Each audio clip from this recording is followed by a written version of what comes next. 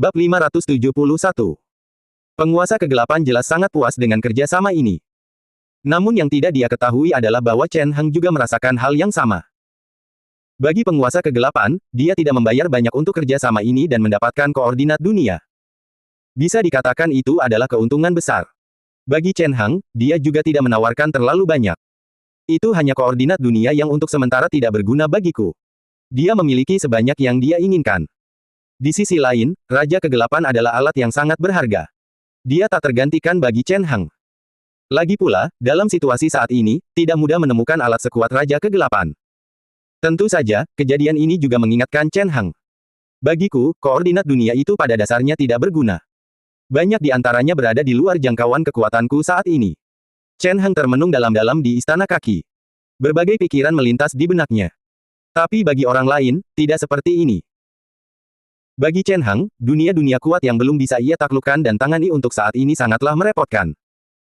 Dunia-dunia itu tidak berharga baginya sekarang, dan sayang sekali jika harus ditinggalkan. Namun, bagi orang lain di dunia ini, keadaannya tidak seperti itu. Bagi para dewa di dunia ini, koordinat dunia ini masih sangat harum. Jika dunia di sisi lain masih merupakan dunia yang begitu kuat sehingga mereka tidak dapat melawannya, untuk sementara waktu, orang-orang ini mungkin akan senang alih-alih terkejut, seperti halnya penguasa kegelapan sebelumnya. Hal ini karena semakin kuat dunia, semakin besar potensi dunia itu sendiri. Dunia akan mampu menampung individu-individu yang lebih kuat, sehingga nilainya menjadi lebih besar. Adapun bahaya tersembunyi. Dibandingkan dengan hal-hal yang bisa diperoleh, apa sebenarnya bahaya itu? Bagaimana mungkin tidak ada pengorbanan di jalan para tokoh yang berkuasa? Bagi para raksasa biasa di dunia ini, kapan mereka tidak pernah melewati ujian berat seperti badai dan embun beku, mengalami berbagai macam bahaya, dan akhirnya mencapai tingkat kekuatan seperti ini? Bagi mereka, bahaya itu sendiri bukanlah apa-apa. Jika mereka menyaksikan kesempatan berlalu begitu saja tanpa memperjuangkannya, itu akan menyakitkan. Jika dilihat dari perspektif ini, mungkin alat ini tidak sulit ditemukan. Berdiri di tempat, Chen Heng termenung dalam-dalam. Ia menginginkan sebuah alat terutama karena ingin meminjam kekuatan alat tersebut untuk membantunya pergi ke dunia lain guna mengumpulkan energi sumber, yang disebut sebagai titik simulasi. Chen Heng membutuhkan alatnya agar cukup kuat. Jika tidak, alat itu akan mudah hancur di bawah kekuatan dunia lain. Jika itu terjadi, maka akan menjadi kerugian. Dia tidak hanya akan membuang poin simulasi yang digunakannya untuk berteleportasi, tetapi dia juga tidak akan mendapatkan apapun sebagai imbalan. Oleh karena itu, akan lebih baik jika orang yang diteleportasi adalah sosok yang kuat, berpengalaman, dan bertekad kuat. Dan para tokoh berpengaruh di dunia ini tampaknya sangat cocok dengan kondisi tersebut. Memikirkan hal ini, senyum di wajah Chen Heng semakin lebar. Pada saat ini, dia harus berterima kasih kepada penguasa kegelapan karena telah membuka jalan pikiran Chen Heng. Jika tidak, dia harus mengembangkan diri untuk suatu periode sebelum memikirkan hal ini dengan patuh. Namun, tetap sulit untuk mempraktikkan ide ini. Setidaknya tantangan pertama adalah menemukan alat yang sesuai. Memang ada cukup banyak tokoh kuat di dunia para dewa. Menurut apa yang dikatakan penguasa kegelapan sebelumnya, di dunia ini, meskipun para dewa masih lemah dan sebagian besar dari mereka bahkan belum terbangun, mereka masih dalam tidur abadi. Namun, masih banyak lagi tokoh-tokoh hebat lainnya. Para ahli ini bersembunyi di tempat-tempat rahasia, di berbagai tempat terpencil, atau di alam semi-dimensi yang terpisah. Hal ini karena, pada zaman dahulu kala, ketika para dewa masih diam, lingkungan di dunia para dewa mengalami kerusakan, dan konsentrasi partikel unsur terus menurun. Berada di lingkungan yang buruk akan berdampak buruk pada manusia. Dalam kasus yang serius, hal itu dapat memperpendek umur seseorang, dan orang tersebut mungkin tidak dapat hidup untuk jangka waktu tertentu. Justru karena alasan inilah, di masa lalu, semua kekuatan besar bersembunyi di bawah berbagai dimensi untuk mencegah pengaruh lingkungan di dunia. Keberadaan seperti Chen Heng, yang langsung muncul di dunia, relatif jarang. Tentu saja, seiring pulihnya lingkungan dunia para dewa secara bertahap, keberadaan-keberadaan ini kemungkinan besar akan secara bertahap menjadi hidup dan muncul kembali di berbagai tempat. Namun jelas, ini bukan sekarang, melainkan di masa depan. Chen Heng tidak sabar untuk menunggu perlahan. Jadi bagi Chen Heng, jika dia ingin menemukan sejumlah alat yang cukup, dia harus terlebih dahulu menemukan cara untuk menghubungi alat-alat tersebut secara langsung. Jika tidak, itu masih akan sedikit merepotkan. Sangat sulit untuk menemukan sosok-sosok setingkat epik atau bahkan legenda secara langsung. Chen Heng merenung dalam hatinya, berdiri di tempat, lalu berbagai pikiran melintas di benaknya. Menemukan langsung eksistensi tingkat epik itu tentu saja merupakan hal yang sangat sulit. Secara umum, mereka yang mampu mencapai level kultivasi ini pada dasarnya adalah rubah tua yang berpengalaman dan tidak akan mudah mengungkapkan lokasi persembunyian mereka. Hal ini bahkan lebih berlaku untuk para dewa yang lemah. Lagi pula, di era para dewa yang lemah, ada cukup banyak tokoh kuat yang ingin menemukan tubuh asli para dewa yang tertidur dan menggunakannya untuk memperoleh kekuatan ilahi. Demi keselamatan mereka sendiri, para dewa yang tinggi dan perkasa pun harus berhati-hati dan bersembunyi dengan cukup baik. Tidak realistis bagi Chen Heng untuk menemukan mereka secara langsung. Jika dia memiliki kemampuan ini, dia tidak perlu mencari alat apapun.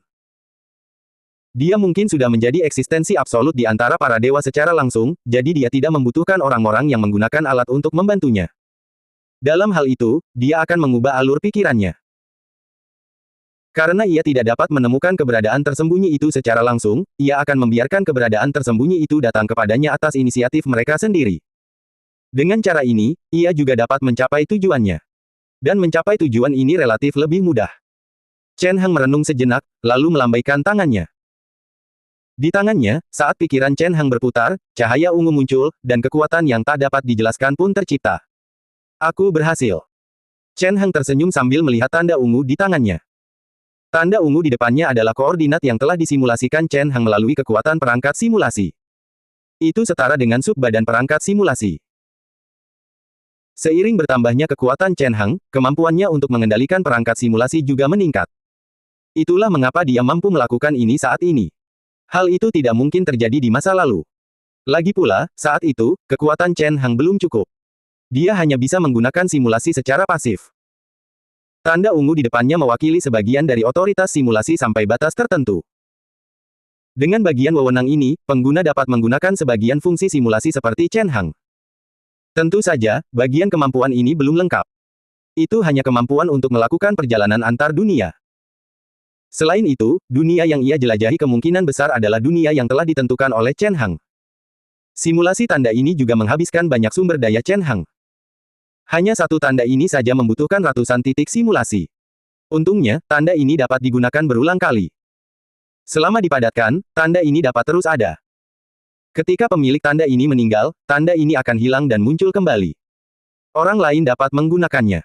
Dengan kata lain, tanda ini dapat digunakan berulang kali. Chen Heng tersenyum, memikirkan hal ini.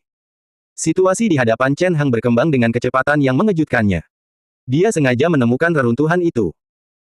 Itu hanyalah reruntuhan biasa, dan karena tersembunyi dengan baik, Chen Heng langsung menggunakannya sebagai sarana untuk operasi ini. Setelah tanda-tanda itu menyebar, sebagian besar akan jatuh di sekitarnya dan menyatu dengan orang-orang di sekitarnya. Inilah yang telah direncanakan Chen Heng sebelumnya. Untuk mencegah orang lain mendapatkan tanda-tanda tersebut, mereka sengaja tidak menggunakannya dan menyegelnya di sana. Hal ini juga untuk mencegah tanda-tanda tersebut tetap tersembunyi di suatu area dan tidak dapat digunakan oleh orang lain dalam waktu lama. Chen Heng sengaja menambahkan fungsi kombinasi otomatis pada tanda-tanda tersebut. Selama tanda tersebut berhenti bergerak, mereka akan secara otomatis mencari makhluk cerdas di sekitarnya untuk bergabung. Jika tidak bergabung dalam waktu lama, bagian dari tanda ini akan menghilang secara otomatis. Dengan cara ini, tanda tersebut dapat dicegah agar tidak disegel oleh seseorang yang sengaja tidak menggunakannya. Di bawah pengamatan Chen Heng, tanda-tanda yang tersebar itu berhamburan keluar satu demi satu. Sebagian besar langsung bergabung dengan warga sipil biasa. Hanya sebagian kecil dari tanda-tanda itu yang jatuh ke tangan beberapa orang istimewa.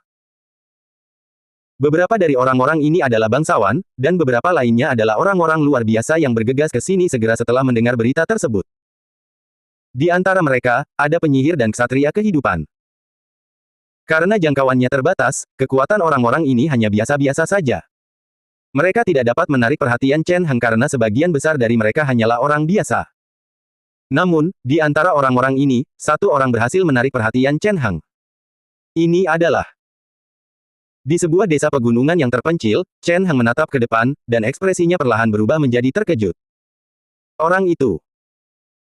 Dia melihat sebuah tanda jatuh di lembah ini, dan kemudian, mengikuti tarikan itu, secara naluriah jatuh pada tubuh seseorang. Itu adalah seorang pemuda biasa.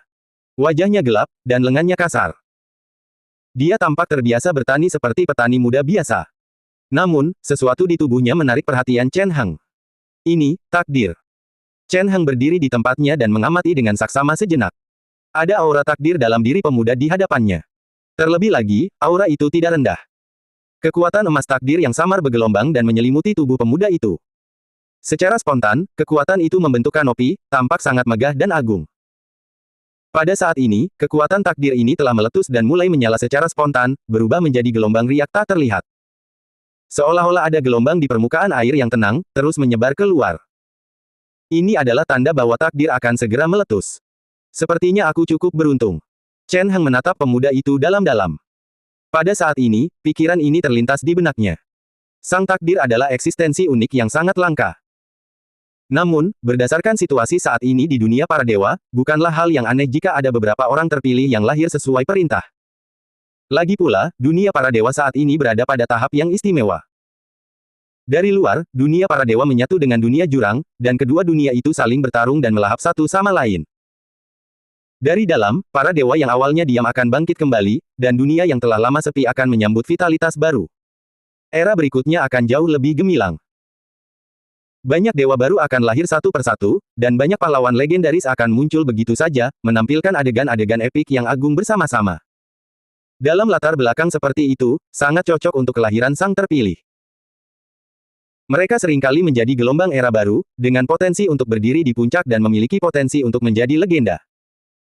Kekaisaran Oro saat itu merupakan salah satu kekaisaran terkuat di dunia, jadi wajar jika terdapat beberapa orang terpilih di dalamnya. Dalam lingkungan normal, jika Chen Heng bertemu mereka, Chen Heng mungkin akan langsung bertindak dan mengontrak mereka. Lagi pula, dengan berkah takdir, dia kemungkinan besar akan memiliki masa depan yang cerah. Dia jauh lebih berharga untuk diinvestasikan daripada para jenius yang disebut-sebut itu. Menjatuhkannya sekarang jelas bukan kerugian. Itu bisa dianggap sebagai hal yang sangat menguntungkan. Tapi ini bisa jadi karena target sudah menemukan pihak lain, maka lupakan saja. Demi keselamatan, setidaknya dalam jangka pendek, Chen Heng tidak ingin memiliki hubungan apapun dengan tanda-tanda tersebut agar tidak diperhatikan oleh orang lain. Meskipun kemungkinan hal ini terjadi sangat kecil, dia tetap harus berhati-hati. Karena itu, Chen Heng hanya diam-diam mengamati perubahan pada pemuda di hadapannya. Di bawah tatapan Chen Heng, sebuah tanda ungu jatuh di tubuh pemuda di depannya, dan kemudian, perubahan mulai terjadi. Di tubuh pemuda itu, sebuah tanda ungu mulai muncul begitu saja, langsung mengembun dan muncul di dahinya. Dari penampilannya, itu tampak seperti tanda lahir. Itu unik. Tanda ungu ini sangat indah dari sudut pandang tertentu. Tampaknya memiliki makna yang unik. Sebuah kekuatan khusus terkonsentrasi di atasnya, memberikan perasaan istimewa kepada orang-orang. Setelah dirasuki oleh tanda ungu dan menyatu dengannya, di bawah tatapan Chen Heng, ekspresi pemuda di depannya berubah drastis. Seolah-olah dia telah menyadari sesuatu. Tanpa sadar dia meletakkan alat pertanian di tangannya, dan kemudian seolah-olah menyadari sesuatu, dia segera rileks. Lalu, dia melanjutkan bekerja seperti biasa, seolah-olah tidak terjadi apa-apa. Namun, dibandingkan sebelumnya, dia selalu menundukkan kepala. Bahkan saat berbicara dengan orang lain, sikapnya pun sama. Seolah-olah dia sepenuhnya fokus pada pertanian. Setelah pekerjaan di depannya selesai, ia meletakkan alat pertanian di tangannya dan langsung melangkah kembali ke kediamannya. Di sampingnya, Chen Heng menyaksikan seluruh pemandangan itu dengan senyum. Dari penampilannya, pemuda di hadapannya ini bukan hanya seorang yang ditakdirkan, tetapi ia juga cukup berhati-hati dan dewasa. Meskipun telah mendapatkan tanda tersebut, ia tidak menunjukkan keanehan apapun. Dari penampilannya, Chen Heng tampak antusias untuk tampil. Kemudian dia berbalik dan meninggalkan tempat itu, berjalan ke tempat lain. Di sisi lain, setelah menyelesaikan pekerjaan pertanian hari ini, Charlie berjalan kembali ke kediamannya. Dia dengan cepat meletakkan barang-barang di tangannya dan berjalan ke samping dengan ekspresi yang berubah. Di samping, ada sebuah baskom kecil berisi air. Melalui pantulan di permukaan air, Charlie hampir tidak bisa melihat penampilannya saat ini. Sebenarnya benda apa ini? Dia menatap tanda ungu di dahinya, dan ekspresinya tiba-tiba berubah. Dia telah melihat perubahan pada tubuhnya, dan dia bisa melihat keberadaan tanda itu. Namun, itu tepat karena dia tiba-tiba merasa ada sesuatu yang tidak beres. Pada saat itu, masih terdengar gumaman di telinganya. Apakah Anda ingin mengikuti tur keliling dunia? Sebuah suara terdengar di telinganya, dan suara itu akan berdering sesekali. Perjalanan dunia. Mendengar suara ini, ekspresi Charlie berubah drastis. Saat ini, dia tidak tahu harus berkata apa. Benda apa ini? Mengapa aku belum pernah mendengar hal seperti itu di masa lalu? Ekspresi bingung muncul di wajahnya. Sebagai putra seorang petani di permukaan, Charlie sebenarnya tidak sederhana. Di permukaan, dia berasal dari latar belakang yang sederhana. Dia hanyalah seorang petani biasa. Namun kenyataannya, Charlie yang sekarang telah berubah menjadi orang yang berbeda. Pendahulunya adalah penyihir agung cincin keempat. Dia telah meninggal karena kecelakaan, jadi dia tidak punya pilihan selain tetap berada di tubuh putra petani ini. Orang biasa tidak memiliki konsep jiwa, hanya sisa-sisa kekuatan spiritual. Tetapi setelah mencapai cincin keempat, asal mula makhluk hidup akan mengalami sublimasi, dan roh sejati akan lahir, yang merupakan eksistensi sejati. Pada level ini, bahkan jika dia terjatuh, dia tidak akan langsung mati. Masih ada harapan baginya untuk terlahir kembali. Karena itulah Charlie mampu bertahan hidup. Dia tidak mati seperti orang biasa dan langsung menghilang ke dunia. Setelah selamat berkat keberuntungan, ia perlu menemukan tubuh jika ingin memulihkan kekuatannya yang dulu. Jika tidak, tubuh murni dari roh sejati hampir tidak dapat mempertahankan keberadaannya, tetapi kekuatannya tidak dapat dipulihkan. Kekuatan itu hanya akan perlahan menghilang seiring berjalannya waktu. Karena itulah, dia menemukan mayat di depannya dan menjadi Charlie yang sekarang. Alasan mengapa dia memilih nama Charlie adalah karena dia tidak punya pilihan lain. Lagi pula, Charlie di hadapannya terlalu jauh. Orang-orang dengan garis keturunan luar biasa sangat langka, dan dia hanya bisa mengambil lebih sedikit dari mereka. Selain itu, roh sejatinya lemah dan hanya bisa bertahan untuk waktu yang terbatas. Tentu saja, dia hanya bisa memilih tubuh yang ada tepat di depannya ini. Tubuh ini adalah yang paling cocok yang dia temukan di dekatnya. Meskipun tampak biasa saja di permukaan, bakatnya tidak buruk. Ia memiliki bakat seorang penyihir yang dapat memurnikan kekuatan sihir. Bakat seperti itu sangat langka. Lagi pula, di antara manusia, mereka yang memiliki bakat luar biasa memang sudah langka sejak awal. Memiliki bakat seperti itu saja sudah cukup baik. Jika tidak, orang-orang luar biasa di dunia ini tidak akan begitu langka. Terlebih lagi, tubuh ini belum terlalu tua. Ia memiliki plastisitas dan potensi yang baik. Namun demikian, setelah mendapatkan tubuh ini, Charlie tidak dapat langsung memulihkan kekuatannya yang dulu. Sebagai mantan penyihir hebat, dia tentu saja tidak kekurangan teknik meditasi, tetapi dia kekurangan sumber daya. Dan justru hal-hal inilah yang dibutuhkan para penyihir untuk kultivasi mereka. Jika dia kekurangan hal-hal ini, bahkan seorang penyihir hebat pun akan terbatas, dan kemajuannya akan lambat. Sebelumnya, Charlie mengkhawatirkan hal-hal ini. Tetapi dari penampilannya, dia tidak perlu lagi memikirkan kekhawatiran ini. Perjalanan dunia. Apakah ini harta karun yang ditinggalkan oleh seorang dewa? Charlie bergumam sendiri di ruangan sederhana itu sementara berbagai pikiran melintas di benaknya. Bepergian keliling dunia adalah sesuatu yang pernah didengar Charlie di masa lalu. Namun, bahkan dalam catatan banyak buku rahasia kuno, hanya sosok yang memiliki kekuatan di atas level cincin ketujuh yang mampu melakukan hal seperti itu. Dan sekarang, hanya benda ini saja yang bisa melakukannya. Memikirkan hal ini, Charlie sedikit bersemangat. Saat ini, dia sudah tahu apa artinya jika tanda ini dapat membantunya melakukan perjalanan antar dunia dan memasuki dunia lain. Banyak sekali peluang dan sumber daya yang menantinya. Dengan kata lain, ada sumber daya yang tidak dimiliki dunia ini, berbagai lingkungan khusus, dan bahkan pengetahuan luar biasa dari dunia lain. Ini adalah hal-hal yang paling langka bagi para penyihir. Jika dunia yang dia kunjungi tidak cukup kuat, dia bahkan dapat mencoba membangun kekuatan besar miliknya sendiri di dunia lain. Semua itu adalah keuntungan yang bisa ia peroleh di masa depan. Ekspresi Charlie semakin serius, dan hatinya semakin penuh harapan. Di dalam ruangan, dia mengamati sisi kiri dan kanannya, dan setelah memastikan tidak ada orang di sekitar yang memata-matainya, dia mengaktifkan tanda di pikirannya. Apakah kamu ingin mulai bepergian? Sebuah suara mekanis yang familiar terdengar di telinganya, merasuki pikiran Charlie. Setelah Charlie memilih untuk mengkonfirmasi, tanda itu segera mulai berubah. Lapisan ungu kabur menutupi sekitarnya, menyelimuti seluruh tubuh Charlie. Kemudian, tubuh Charlie perlahan menghilang di tempat itu, langsung menuju ke area lain. Secercah cahaya redup berkelebat, berdesir di udara. Kegelapan yang kabur melintas di depan matanya, menyelimuti seluruh pandangannya. Saat Charlie terbangun kembali dan sadar, dia sudah sampai di area lain. Di depannya terbentang area yang sangat terpencil, dikelilingi rumput liar dan bunga emas yang unik. Pemandangannya sungguh unik. Ini adalah...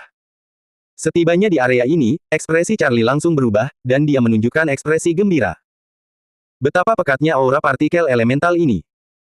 Tempat terpencil ini saja sudah memiliki konsentrasi unsur yang begitu padat. Ini benar-benar bukan dunia seperti dulu. Dia menunjukkan ekspresi gembira. Sebagai seorang penyihir hebat, Charlie tidak sebodoh orang biasa. Bagi seorang penyihir, konsentrasi elemen di suatu tempat juga sangat penting. Dan konsentrasi elemen di tempat ini jauh lebih tinggi daripada di dunia para dewa. Sebelum bereinkarnasi, Charlie telah tinggal di banyak tempat. Di tempat-tempat yang pernah dikunjunginya, selain beberapa menara penyihir, tidak ada tempat lain yang dapat dibandingkan dengan area di depannya. Dan ini bukanlah tempat yang istimewa, melainkan hanya daerah biasa. Jelas sekali bahwa dia telah datang ke dunia lain. Setelah sesaat diliputi kegembiraan, Charlie segera tenang dan mulai mengamati sekitarnya dengan saksama. Secara umum, semakin tinggi konsentrasi elemen, semakin mudah berbagai tanaman ajaib dan bahkan material lainnya muncul. Beberapa sumber daya berharga juga akan muncul lebih mudah. Namun pada saat yang sama, tingkat bahayanya juga akan lebih tinggi. Secara relatif, kekuatan Charlie saat ini tidak dianggap kuat, jadi dia harus lebih berhati-hati. Jika tidak, bukankah akan sangat disayangkan jika dia meninggal di sini karena berhutang budi setelah mendapatkan kesempatan langka seperti itu? Dengan pemikiran itu, Charlie dengan hati-hati meninggalkan area tersebut dan menjelajah ke depan. Sepanjang jalan, dia sangat berhati-hati dan segera menyadari bahwa ada sesuatu yang salah. Di depannya, terdengar suara-suara yang datang berturut-turut. Ada orang-orang yang lewat, dan tampaknya jumlah mereka cukup banyak. Tiba-tiba, Charlie menjadi waspada dan dengan hati-hati bersembunyi di tempat tersembunyi di samping. Meskipun kekuatannya masih lemah, persepsi spiritualnya sebagai penyihir hebat dulu masih ada, yang membuatnya jauh lebih waspada. Harus diakui bahwa kekuatan spiritual yang dahsyat sangat membantu dalam banyak hal. Kekuatan spiritual yang dahsyat tidak hanya berarti indera seseorang menjadi lebih tajam, dan seseorang dapat melihat banyak hal yang tidak dapat dirasakan oleh orang biasa. Kekuatan ini juga sangat bermanfaat dalam banyak aspek lainnya. Inilah yang terjadi sekarang. Charlie menyadari keberadaan sekelompok orang jauh di depannya. Secara tidak sadar, ia menjadi waspada dan langsung bersembunyi dari mereka. Untungnya, memang demikian adanya. Karena kelompok orang ini tak lain adalah kelompok bandit terkenal di daerah ini. Jika mereka menemukannya, perjalanannya mungkin akan berakhir di sini. Charlie sudah bisa merasakan bahaya saat itu juga. Aura darah yang pekat muncul dan menyapu sekitarnya, membuat Charlie waspada. Dari apa yang bisa dia rasakan, kelompok orang itu diselimuti aura darah yang pekat. Aura itu membuat orang mengerutkan kening dan merasa tidak nyaman. Merasakan semua itu, dia bersembunyi di sana sendirian, tidak berani bergerak. Setelah sekian lama berlalu, kelompok orang di depannya tampak telah pergi. Baru kemudian ia perlahan berjalan keluar dan menuju ke kejauhan. Setelah lolos dari bahaya, Charlie dengan cepat tiba di kota terdekat. Dibandingkan dengan dunia para dewa, dunia di hadapannya sangat berbeda. Meskipun ada juga makhluk luar biasa yang sangat kuat, mereka memiliki sistem yang sama sekali berbeda dari dunia para dewa. Di dunia ini, makhluk luar biasa yang kuat biasanya berasal dari garis keturunan. Hanya mereka yang memiliki garis keturunan yang cukup kuat yang dapat menjadi ksatria yang kuat. Tentu saja, meskipun mereka juga disebut ksatria, menurut Charlie, para ksatria di dunia ini seharusnya disebut ksatria garis keturunan. Mereka benar-benar berbeda dari para ksatria di dunia para dewa. Meskipun para ksatria di dunia para dewa juga disebut ksatria, mereka menempuh jalan membangkitkan energi kehidupan dalam tubuh mereka dan kemudian terus-menerus meningkatkan diri. Mereka benar-benar berbeda dari para ksatria di dunia ini yang sepenuhnya bergantung pada garis keturunan. Namun demikian, ksatria di dunia ini sangatlah kuat. Lingkungan yang tepat akan melahirkan kehidupan yang tepat. Konsentrasi unsur-unsur di dunia ini sangat cocok bagi garis keturunan yang kuat untuk bereproduksi dan bertahan hidup. Justru karena alasan inilah ksatria garis keturunan di dunia ini begitu populer. Adapun eksistensi luar biasa yang tidak bergantung pada garis keturunan tetapi mengembangkan diri, meskipun ada juga eksistensi luar biasa, mereka sangat langka dan seringkali tidak membentuk sebuah sistem. Charlie sangat menyadari kekurangan dalam hal ini. Di dunia ini, kekuatan ksatria garis keturunan terlalu kuat, menekan semua sistem lain, sehingga menyebabkan sistem lain menjadi tidak sempurna. Ini adalah sebuah kekurangan.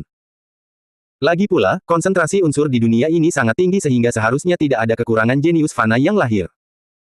Namun, di bawah penindasan ksatria garis keturunan, mereka yang tidak memiliki garis keturunan terhormat tidak dapat menonjol. Mereka akan ditekan dan tidak berkembang secara normal. Inilah kesempatannya. Oleh karena itu, setelah menemukan tempat berkumpul manusia di dekatnya dan nyaris selamat, Charlie segera bertindak. Pada awalnya, ia menghabiskan 5 tahun bersembunyi, perlahan-lahan mengumpulkan dan memulihkan kekuatannya. Selama periode ini, ia tidak melakukan banyak hal. Ia hanya bersembunyi dengan tenang dan tidak berani melakukan hal-hal yang tidak perlu. Barulah setelah 5 tahun berlalu dan dia telah memulihkan sebagian waktunya serta mencapai level cincin kedua lagi, dia mulai menjelajahi dunia luar dengan berani. 10 tahun lagi berlalu. Selama 10 tahun ini, Charlie menorehkan namanya sebagai penyihir agung yang namanya bergema di negara-negara tetangga. Pada saat yang sama, ia juga menerima banyak murid dan menggunakan hal ini untuk memenangkan hati banyak orang. Meskipun ketergantungan pada garis keturunan sangat dalam, selalu ada beberapa orang yang, meskipun bangsawan, garis keturunannya tidak kuat. Di antara orang-orang ini, beberapa cukup berbakat. Namun, karena tidak ada jalan keluar lain di masa lalu, mereka hanya bisa diam dan menunggu hasilnya. Tapi sekarang, kedatangan Charlie mengubah segalanya. Setelah 10 tahun diam dan 10 tahun bekerja keras, Charlie telah mengubah banyak hal. Dia bahkan telah mendirikan sekolahnya di dunia ini dan telah mendapatkan pengaruh yang cukup besar. Di kerajaan-kerajaan sekitarnya, ia dihormati sebagai penyihir agung dan dianggap sebagai orang yang telah menciptakan era baru. Sebelum Charlie, dunia ini tidak memiliki sistem luar biasa yang sistematis. Semua makhluk luar biasa hanya dapat mengandalkan pertumbuhan garis keturunan mereka untuk maju secara spontan. Setelah Charlie, dunia ini benar-benar memiliki sistem yang lengkap. Perubahan ini sangat besar. Mulai saat itu, bukan hanya para jenius di antara rakyat jelata yang memiliki kesempatan untuk menonjol, bahkan para ksatria garis keturunan yang awalnya memiliki garis keturunan luar biasa pun dapat belajar dari sistem Charlie dan menjadi lebih kuat. Untuk beberapa waktu, reputasi Charlie menjadi semakin menggema dan mulai menyebar kemana-mana. Reputasinya mulai menyebar dari sekitar, secara bertahap menyebar ke seluruh dunia. 10 tahun lagi berlalu, dan kekuatan Charlie semakin meningkat. Dengan kecepatan yang tak terbayangkan oleh orang biasa, ia mencapai level cincin keempat dalam 10 tahun. Ia sepenuhnya memulihkan kekuatan puncaknya semasa hidupnya dan bahkan melampauinya. Kecepatan ini bukan hanya sesuatu yang tidak dapat dibayangkan oleh makhluk-makhluk kuat di dunia ini, tetapi juga mengejutkan Charlie. Kemajuan seorang yang sangat kuat bukanlah hal yang mudah. Di dunia para dewa, dibutuhkan setidaknya beberapa ratus tahun dan banyak sumber daya berharga bagi Charlie. Barulah kemudian ia mencapai level penyihir agung cincin keempat. Dan di dunia ini, dia hanya membutuhkan waktu selusin tahun untuk mencapainya. Terlepas dari kenyataan bahwa dia telah pulih dari zaman kuno, kecepatan yang begitu cepat dan dahsyat disebabkan oleh perbedaan lingkungan. Konsentrasi unsur di dunia ini bahkan lebih tinggi daripada di dunia para dewa. Ini adalah salah satu alasannya. Alasan kedua adalah sumber daya. Di dunia para dewa, sumber daya berharga seperti itu sudah berada di tangan orang lain. Orang biasa tidak akan bisa mendapatkan banyak. Bahkan seorang penyihir agung seperti Charlie harus membayar harga yang sangat mahal untuk mendapatkannya. Namun, di dunia ini berbeda. Di masa lalu, tidak banyak makhluk luar biasa yang kuat di dunia ini. Sumber daya berharga tersebut belum digunakan atau belum dikembangkan. Dalam keadaan seperti itu, sebagai satu-satunya penyihir di dunia ini, Charlie dapat menggunakannya sesuka hati. Sumber daya dan material berharga itu bukan lagi sebuah batasan. Dua alasan ini memungkinkan Charlie untuk memulihkan kekuatannya dengan kecepatan yang luar biasa dan mencapai level baru. Jika kecepatan mencapai cincin keempat dalam waktu sedikit lebih dari 10 tahun hanya mengejutkan Charlie, maka itu sangat mengejutkan bagi orang-orang di dunia ini. Makhluk luar biasa di dunia ini bergantung pada pertumbuhan garis keturunan mereka untuk menjadi kuat. Tingkat pertumbuhannya seringkali sangat lambat. Semakin kuat garis keturunannya, semakin lama periode pertumbuhannya. Garis keturunan kuat yang mampu mencapai tingkat cincin keempat sangat langka di dunia ini, dan masing-masing membutuhkan ribuan tahun untuk berkembang. Dengan kata lain, meskipun seseorang terlahir dengan garis keturunan bangsawan dan memiliki garis keturunan yang setara dengan tingkat cincin keempat, tetap dibutuhkan ribuan tahun baginya untuk mencapai tingkat tersebut. Tentu saja, perbedaannya sangat besar, bahkan jika mereka memiliki garis keturunan yang sama. Beberapa orang yang sangat berbakat mungkin tidak membutuhkan 1000 tahun untuk mencapai puncak kemampuan teoretis mereka, sementara yang lain mungkin tidak dapat mencapai puncak kemampuan teoretis mereka tidak peduli seberapa keras mereka berusaha. Namun, apapun yang terjadi, setelah lebih dari 10 tahun, garis keturunan yang awalnya kuat ini tampaknya tiba-tiba menjadi redup. Untuk sesaat, seluruh dunia berada dalam keadaan terkejut. Reputasi penyihir agung Charlie semakin menggema. Tak terhitung banyaknya jenius yang lahir dari kalangan rakyat jelata yang mendambakan menjadi muridnya. Untuk sesaat, seolah-olah dia menjadi pusat dunia, objek kekaguman semua orang. Namun, ketika reputasi Charlie mencapai puncaknya, situasi tak terduga mulai terjadi. Dalam perjalanan ekspedisi, pertempuran besar dimulai. Sekelompok tokoh kuat melakukan gerakan berani, langsung mencegat dan membunuh penyihir agung Charlie, yang baru saja selesai menjelajahi reruntuhan saat itu. Pertempuran ini menyebabkan pegunungan di sekitarnya runtuh, mengakibatkan bumi berubah selamanya. Seolah-olah seorang dewa telah meletus dengan kekuatan yang mengerikan. Setelah verifikasi oleh generasi selanjutnya, beberapa makhluk yang menyerang dan membunuh penyihir agung Charlie pada waktu itu sangat kuat. Bahkan yang terlemah adalah seorang ksatria cincin keempat, yang setara dengan tingkat kehidupan penyihir agung Charlie. Menghadapi pencegatan dari beberapa orang dengan level yang sama atau lebih tinggi, penyihir agung Charlie sama sekali tidak lemah. Dia bahkan membunuh 3 orang. Namun, meskipun demikian, di bawah tekanan begitu banyak tokoh kuat, pada akhirnya dia bukanlah tandingan mereka. Pada akhirnya, dia perlahan-lahan berada dalam posisi yang kurang menguntungkan dan bahkan hampir mati. Setelah pertempuran berakhir, beberapa murid penyihir agung Charlie mendengar kabar tersebut dan pergi untuk menyelidiki, tetapi mereka tidak dapat menemukan jasadnya. Ia mungkin selamat, tetapi mungkin juga orang lain telah mengambil jenazahnya. Lagi pula, di tingkat cincin keempat, jasadnya adalah harta karun tertinggi, dan cukup untuk disimpan sebagai warisan berharga. Sejak saat itu, penyihir agung Charlie tidak pernah muncul lagi. Dia kemungkinan besar telah meninggal dalam pertempuran ini. Namun, meskipun penyihir agung Charlie telah meninggal, pengaruh yang ditinggalkan oleh kematiannya tidak dapat dihapus, dan telah mengubah dunia selamanya. Dalam ribuan tahun setelah kejatuhannya, murid-muridnya menjadi lebih kuat, menggantikan ksatria garis darah dan perlahan mendominasi dunia. Dia juga dikenal sebagai penyihir leluhur di dunia ini. Penyihir agung Charlie adalah sosok yang paling sering muncul dalam berbagai legenda epik. Catatan dan peninggalan yang ditinggalkannya, begitu ditemukan, sangat populer dan dicari oleh banyak orang. Hampir semua orang mengira penyihir agung Charlie sudah mati. Namun, kenyataannya, dia sebenarnya belum mati. Dia hanya linglung, berada dalam kegelapan. Sekali lagi, perasaan yang familiar namun asing muncul, memberinya perasaan tak terjelaskan seperti berada dalam keadaan trans. Saat Charlie terbangun dari kegelapan, dia sudah tiba di tempat lain. Tempat di hadapannya adalah sebuah ruangan sederhana dan kasar. Perabotan di sekitarnya sangat biasa, dan tampak compang camping dan bobrok. Seperti tempat tinggal seorang petani biasa. Melihat tempat yang familiar namun asing ini, Charlie tercengang. Selama puluhan tahun berada di dunia asing, selain beberapa tahun pertama, sebagian besar tempat tinggal Charlie tidaklah buruk. Tempat-tempat itu luas dan memiliki istana atau rumah besar yang megah. Sangat jarang bertemu dengan tempat yang mirip dengan ini. Namun, hal ini juga membangkitkan ingatannya dan membuatnya mengerti apa tempat di hadapannya itu. Inilah dunia para dewa. Dia menatap perabotan yang familiar di sekitarnya, dan ekspresi linglung muncul di wajahnya. Aku kembali lagi. Setelah menghabiskan beberapa dekade di dunia lain, Charlie kembali ke dunia para dewa. Aku tidak mati, haha. Wajahnya menunjukkan ekspresi kegembiraan yang meluap-luap. Pada saat itu, ia merasakan kegembiraan karena telah selamat dari sebuah musibah. Di dunia sebelumnya, dia sudah berada dalam bahaya besar. Berbeda dengan apa yang dibayangkan dunia, dalam pertempuran itu, jauh lebih banyak dari 4 atau 5 orang yang menyerangnya. Bahkan ada lebih dari 10 orang yang menyerangnya. Lebih dari selusin makhluk cincin keempat menyerangnya secara bersamaan. Dengan barisan seperti itu, bahkan jika Charlie telah memulihkan seluruh kekuatannya saat itu dan bahkan lebih dekat ke puncak cincin keempat, dia jelas bukan tandingan mereka. Dalam keadaan normal, dia pasti akan mati.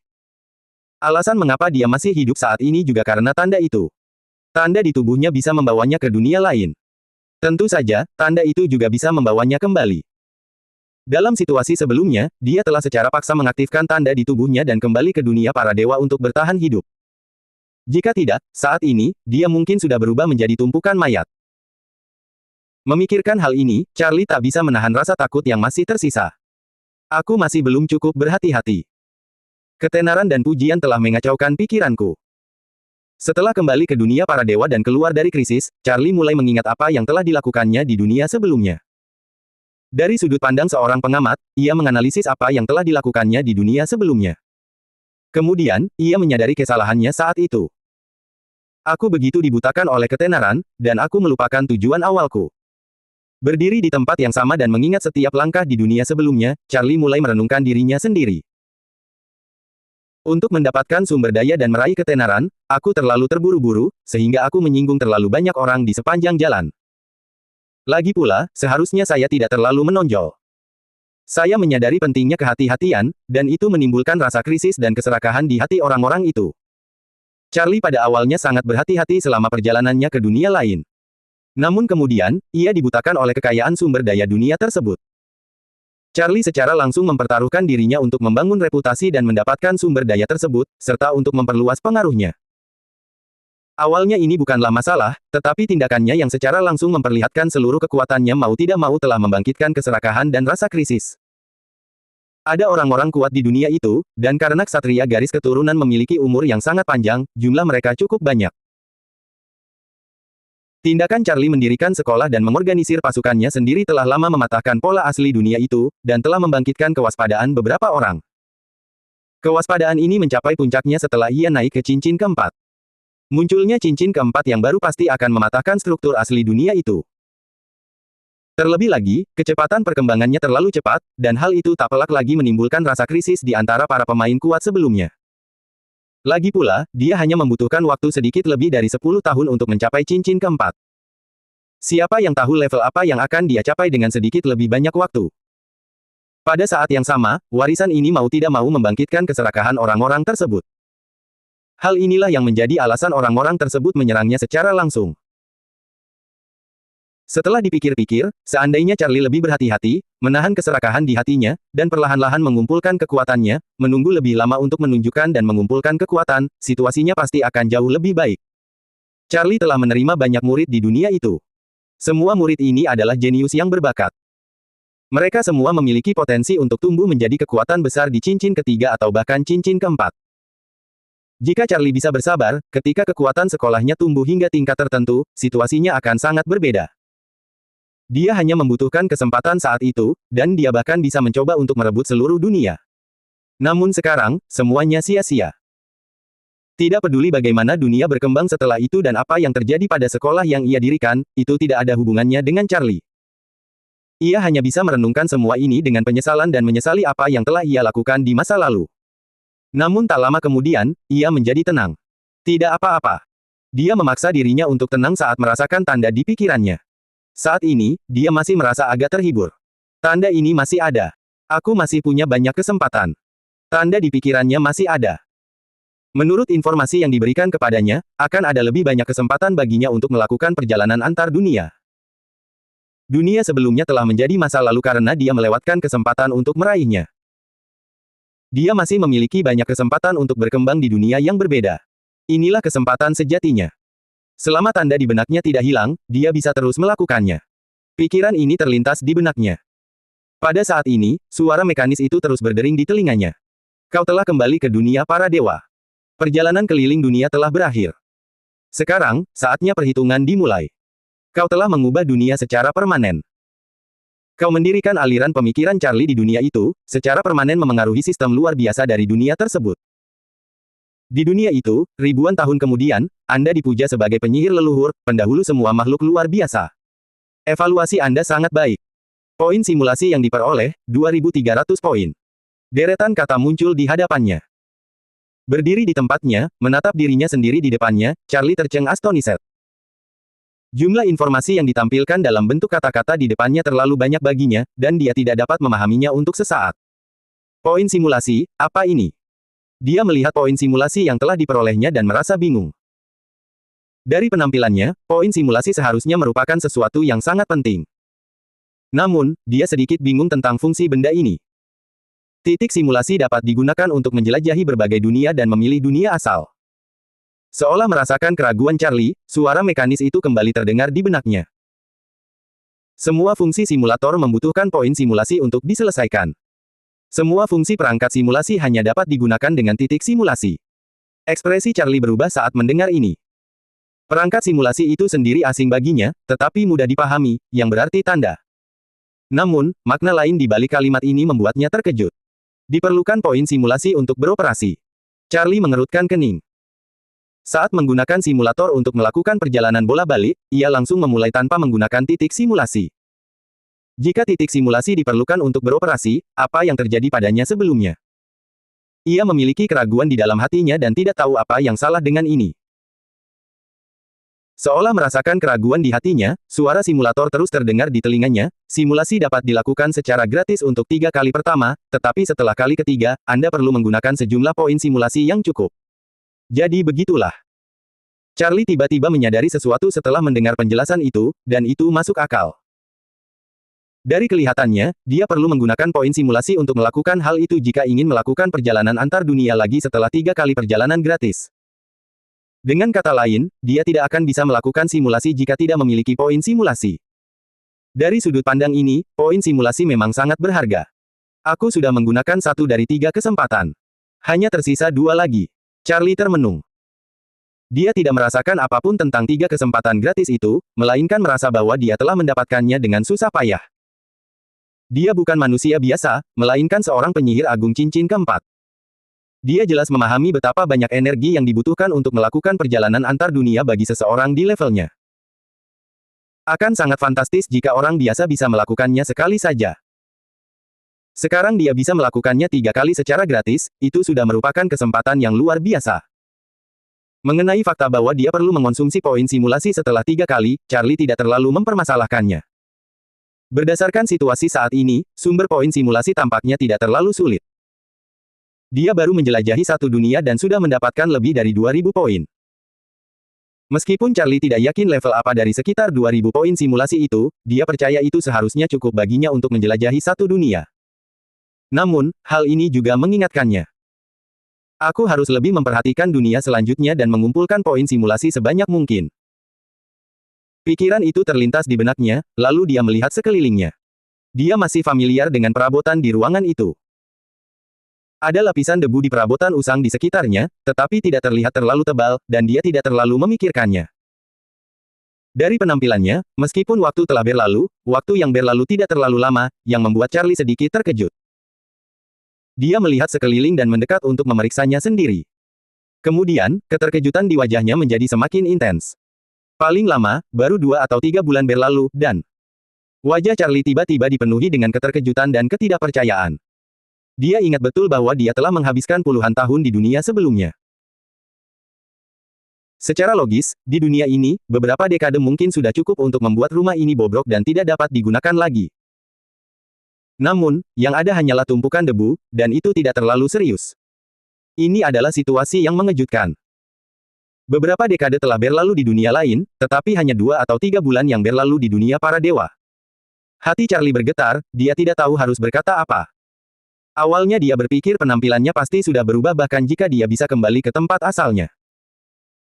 Namun, dilihat dari penampilannya sekarang, baru 2 hingga 3 bulan. Mungkin tidak banyak perubahan di dunia para dewa dalam 2 hingga 3 bulan. Charlie tak kuasa menahan senyum terkejutnya saat memikirkan hal ini. Apakah ini kekuatan para dewa? Charlie merasa terkejut. Dia memahami dengan jelas apa arti kekuatan yang berasal dari para dewa. Aliran waktu di dunia yang berbeda itu berbeda. 1 bulan di zaman para dewa setara dengan lebih dari 10 tahun di dunia asing. Jika memang demikian, Charlie hanya perlu menemukan dunia asing dengan lingkungan yang baik dan sumber daya yang melimpah, dan dia dapat mengembangkannya hingga batas kemampuannya lalu kembali ke dunia para dewa. Pada saat itu, dia tidak perlu lagi bergantung pada orang-orang kuat yang pernah dia kagumi. Kesempatan macam apa ini? Charlie tak kuasa menahan tawa saat memikirkan hal itu. Untungnya, ia masih punya akal sehat dan nyaris berhasil melawan si pengganggu itu. Kemudian, ia memaksa dirinya untuk tenang dan meninggalkan tempat itu setelah berpikir sejenak. Dia tidak merindukan rumah ini. Tempat ini sama sekali tidak layak diingat bagi Charlie yang sekarang. Dia berjalan keluar tanpa ragu-ragu, karena tidak ada yang berharga di sini. Setelah meninggalkan rumah, tanpa sadar dia memindai sekelilingnya dengan kekuatan spiritualnya. Sebelum berkelana keliling dunia, kekuatannya lemah, dan ia tidak dapat mengamati banyak hal. Namun, ia telah memulihkan kekuatan puncaknya, dan sekarang kekuatan spiritualnya sangat kuat. Dengan sedikit induksi, Charlie segera menyelimuti seluruh desa pegunungan dengan kekuatan spiritualnya, mengunci target pada orang-orang dalam radius beberapa mil. Awalnya ini adalah tindakan bawah sadar, tindakan peringatan bawah sadar dari Charlie sebagai penyihir agung. Dia tidak berpikir desa pegunungan ini akan mengancamnya, tetapi itu hanyalah tindakan kebiasaan. Namun, ia segera menyadari ada sesuatu yang salah. Ada banyak aura kehidupan asing di desa pegunungan ini dalam jangkauan kekuatan spiritualnya. Aura kehidupan ini sangat kuat dari sudut pandang situasi dalam induksi ringan.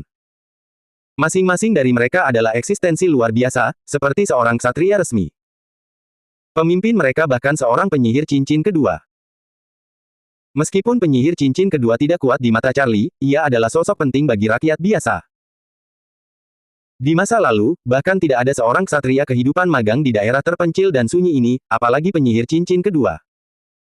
Namun, beberapa eksistensi luar biasa sedang menunggu di sini sekarang, tampak seperti mereka sedang menjaga sesuatu. Charlie langsung waspada. Pemandangan di hadapannya tidak biasa.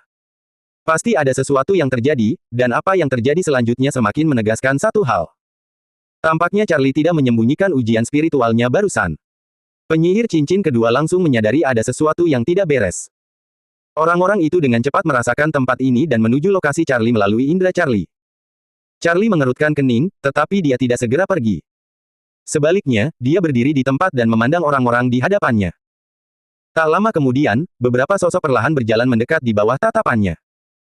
Mereka adalah gabungan dari dua ksatria resmi dan seorang penyihir cincin kedua. Kekaisaran Oro adalah salah satu kekaisaran terkuat yang dikenal di dunia para dewa. Namun, bahkan di kekaisaran sebesar itu, seorang penyihir cincin kedua bukanlah sesuatu yang bisa ditemukan di sembarang tempat. Seseorang dapat dengan mudah mendominasi tempat sekecil itu. Yang menarik perhatian Charlie adalah pakaian pihak lain. Penyihir di hadapannya mengenakan jubah ungu, berpakaian seperti penyihir tradisional, tetapi ia memancarkan aura murni yang unik seolah-olah ia memiliki semacam benda kekuatan ilahi. Seseorang dari gereja Dewa Bayangan.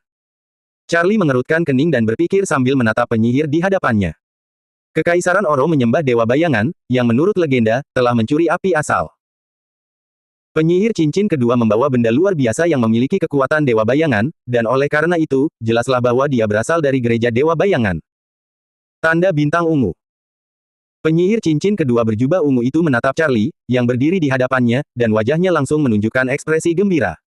Dia langsung menyerang tanpa ragu-ragu. Gelombang kekuatan sihir dikerahkan, dan sebuah mantra dilemparkan, melesat ke depan. Ruang tampak terdistorsi. Seolah-olah sebuah tangan besar yang tak terlihat dan tak dapat ditemukan bergerak di udara. Tangan itu langsung mencengkeram tubuh Charlie seolah ingin menghancurkannya. Charlie mengerutkan kening saat merasakan fluktuasi mantra di sekitarnya. Kekuatan spiritual yang dahsyat terpancar sesaat kemudian. Ruang di sekitarnya tampak stagnan, dan langsung berhenti. Dua fluktuasi kekuatan sihir yang sangat berbeda bertabrakan dan saling meniadakan, menghasilkan ledakan. Setelah kekuatan mantra itu lenyap sepenuhnya, penampilan Charlie terungkap di hadapan penyihir cincin kedua. Dia mengenakan jubah penyihir yang sama seperti sebelumnya dan menatap mereka dengan dingin seolah-olah sedang melihat beberapa semut. Memang benar demikian.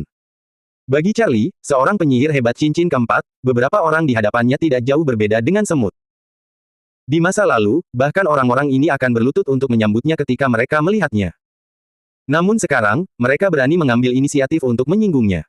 Betapa berdosa mereka. Charlie menatap ketiga orang di hadapannya, dan matanya memancarkan cahaya dingin yang murni. Kekuatan spiritual yang dahsyat terpancar dari tubuhnya dalam keheningan, bergelombang ke segala arah dan langsung menyerbu ke depan. Untuk sesaat, area ini tampak berubah menjadi wilayah yang tenang, sepenuhnya di bawah kendali Charlie.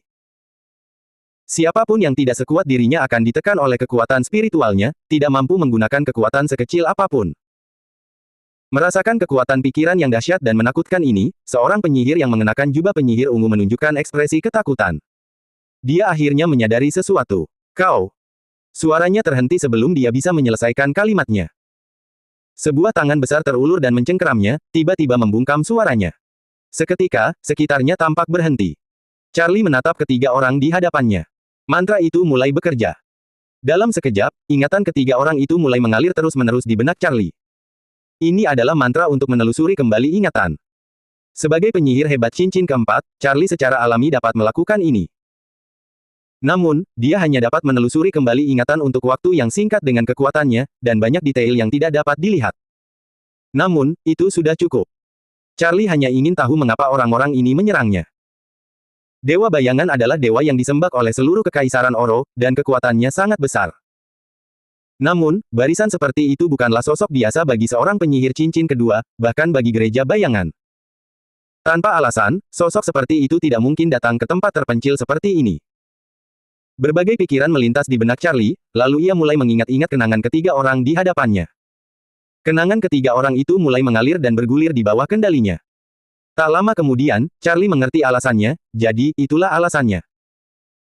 Setelah memahami mengapa ketiga orang itu berada di sini, wajah Charlie tiba-tiba menjadi sangat muram dan masam. Seperti yang Charlie duga sebelumnya, ketiga orang itu datang ke sini karena tanda di tubuhnya.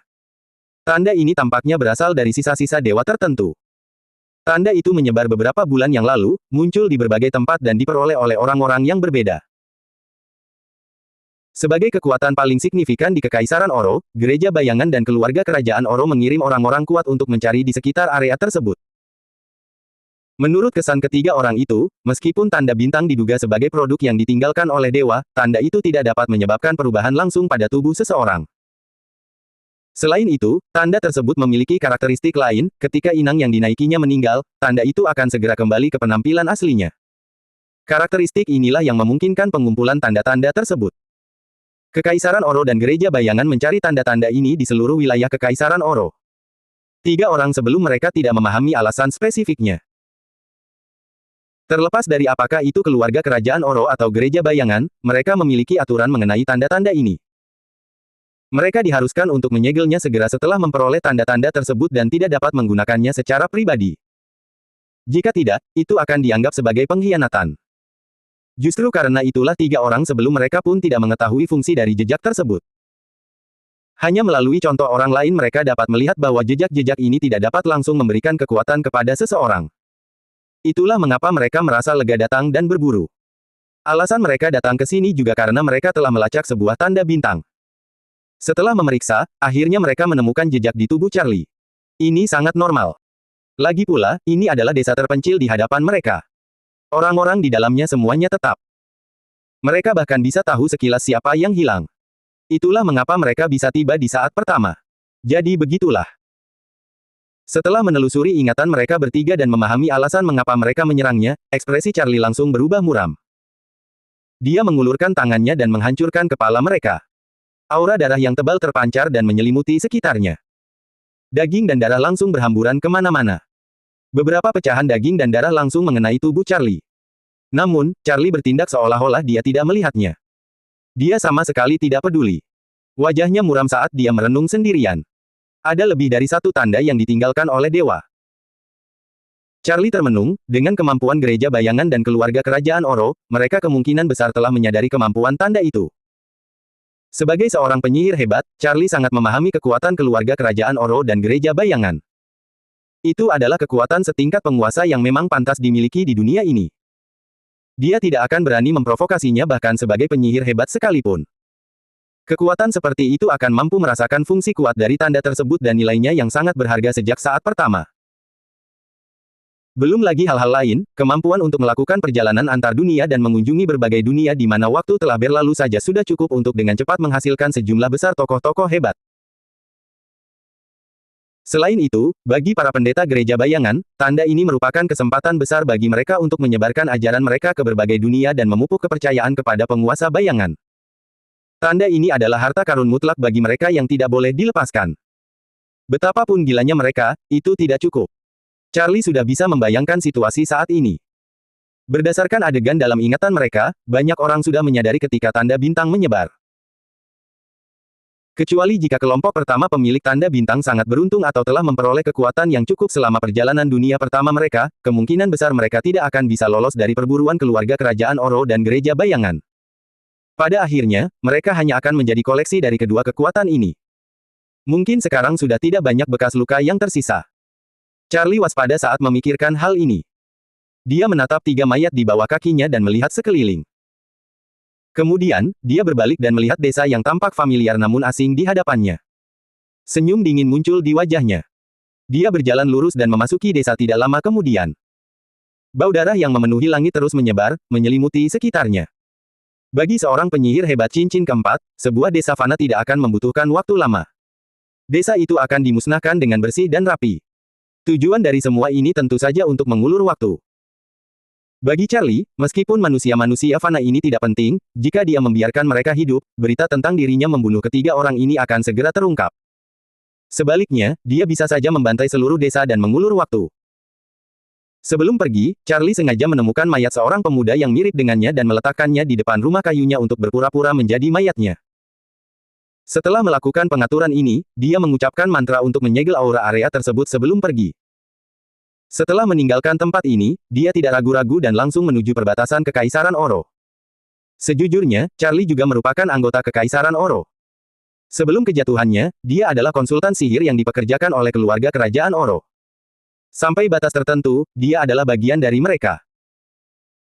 Sebelum mendapatkan tanda itu, Charlie berpikir dia akan mencari kenalan lamanya dan meminta bantuan mereka setelah memulihkan sebagian kekuatannya. Namun, rencana-rencana ini kini berantakan sepenuhnya. Segalanya kembali hidup di pagi hari, dan cahaya redup bersinar. Seluruh kota mulai hidup kembali ketika matahari bersinar di bumi dan menerangi seluruh dunia.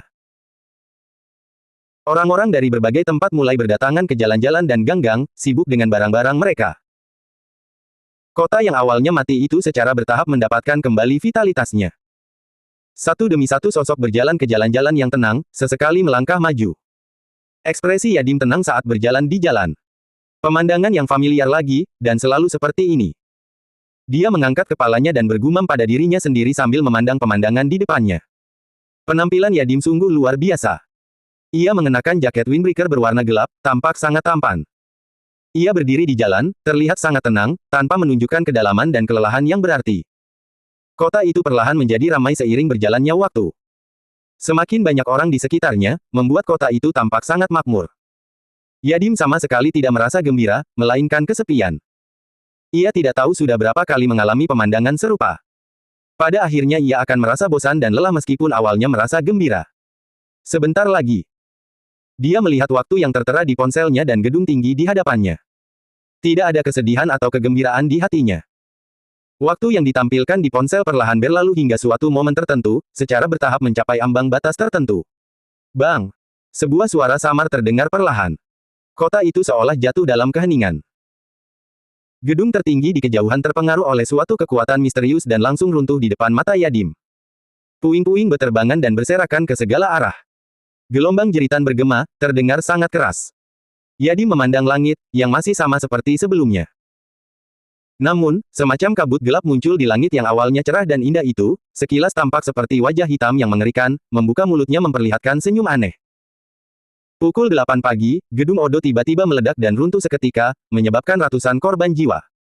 Diduga ini adalah ulah teroris. Saat ini, petugas keamanan setempat sedang melakukan yang terbaik untuk menyelidiki. Suara televisi terdengar. Yadim dengan santai menekan tombol dan mematikan televisi. Dia masuk ke forum online dan melihat-lihat sekilas. Kini, seluruh forum dipenuhi dengan diskusi. Semua orang membahas siapa yang bertanggung jawab atas kejadian ini dan mengapa. Yadim sama sekali tidak berniat untuk terlibat. Dia sangat memahami alasan di balik kejadian ini. Dia sangat yakin dan secara pribadi ikut terlibat, mengalaminya berulang kali. Dia telah menyaksikan adegan-adegan itu berulang kali. Yadim, yang nama aslinya adalah Chen Ming, adalah seorang reinkarnasi. Setelah meninggal di dunia asalnya, ia secara ajaib datang ke dunia ini dan mulai hidup di dunia ini. Yadim sangat bersemangat tentang reinkarnasinya di awal. Dia mencoba menggunakan pengalaman yang telah dia kumpulkan di kehidupan sebelumnya untuk membuat namanya terkenal. Dia tidak hanya berhasil, tetapi juga melakukannya dengan sangat baik. Dia berjuang dan berhasil mendapatkan apa yang diinginkannya di dunia ini dan mampu hidup dengan baik. Kemudian, ia menemukan sesuatu yang tidak biasa, sesuatu yang aneh di dunia ini.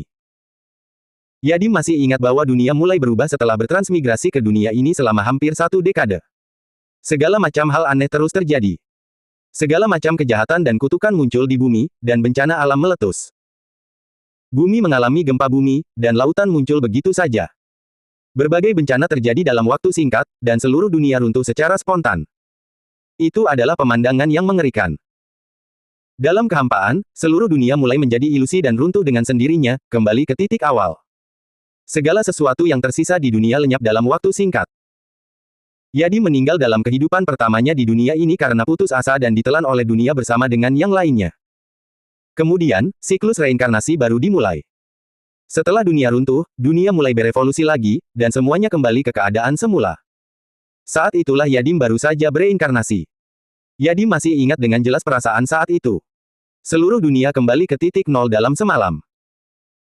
Semua orang kehilangan ingatan mereka sebelumnya dan kembali ke penampilan dan keadaan semula. Seolah-olah dunia diformat ulang dan kembali ke bentuk aslinya. Setelah itu, Yadim terus hidup di dunia ini dengan perasaan lega dan emosi lainnya. Dia bangkit kembali. Kariernya bahkan lebih lancar kali ini berkat ingatan masa lalu, dan dia mencapai kesuksesan yang jauh lebih besar daripada di kehidupan pertamanya. Namun, nasib yang sudah biasa terjadi terus berulang. Seluruh dunia kembali mengalami reinkarnasi setelah lebih dari 10 tahun. Keanehan muncul kembali di dunia di tengah jeritan. Kemudian, dunia mulai runtuh secara spontan dalam semalam. Dunia menyelesaikan siklus reinkarnasi secara instan. Orang-orang di sekitar kehilangan ingatan mereka lagi. Mereka dihapus ingatan yang seharusnya tidak mereka miliki, seperti NPC, kembali ke titik awal mereka.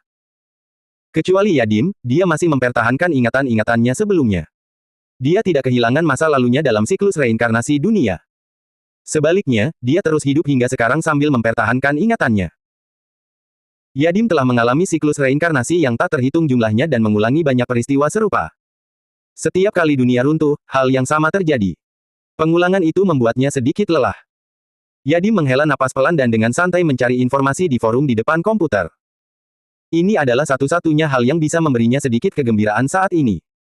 Tidak ada perbedaan dalam apa yang terjadi di sekitarnya setiap kali dunia akan berakhir. Satu-satunya hal yang sedikit berbeda adalah komentar di forum. Berbagai orang menulis komentar yang berbeda. Bahkan jika sikap orang yang sama terhadap hal yang sama bisa berbeda di waktu lain, komentar tertulis tentu saja tidak akan sama. Oleh karena itu, selama bertahun-tahun, Yadim membentuk kebiasaan membaca komentar di forum, yang merupakan salah satu dari sedikit hobi yang dimilikinya saat itu. Saat Yadim dengan terampil membuka berbagai forum, awalnya dia mengira apa yang dilihatnya kali ini akan sama seperti sebelumnya, semuanya tentang melampiaskan keresahan dan mengecam teroris. Namun, hal itu sedikit mengejutkannya kali ini. Mengambil risiko nyawa demi syuting. Pertarungan Superman. 1 jam sebelum gedung Odo lenyap. Judul berwarna merah itu ditempatkan tepat di bagian atas forum yang paling menonjol, dan jumlah komentar yang ditampilkan pada unggahan ini sangat banyak. Yadim juga sedikit terkejut. Sepertinya hal seperti itu tidak pernah ada dalam ingatannya. Tidak ada hal seperti itu di kehidupan manapun dia berada. Dia tidak bisa menahan rasa ingin tahu dan dengan santai membuka unggahan itu untuk melihat isinya. Apa yang dilihatnya selanjutnya membuatnya terkejut. Hal pertama yang muncul di hadapannya adalah sebuah video. Ia dapat memastikan bahwa video itu kemungkinan diambil sebelum gedung Odo runtuh.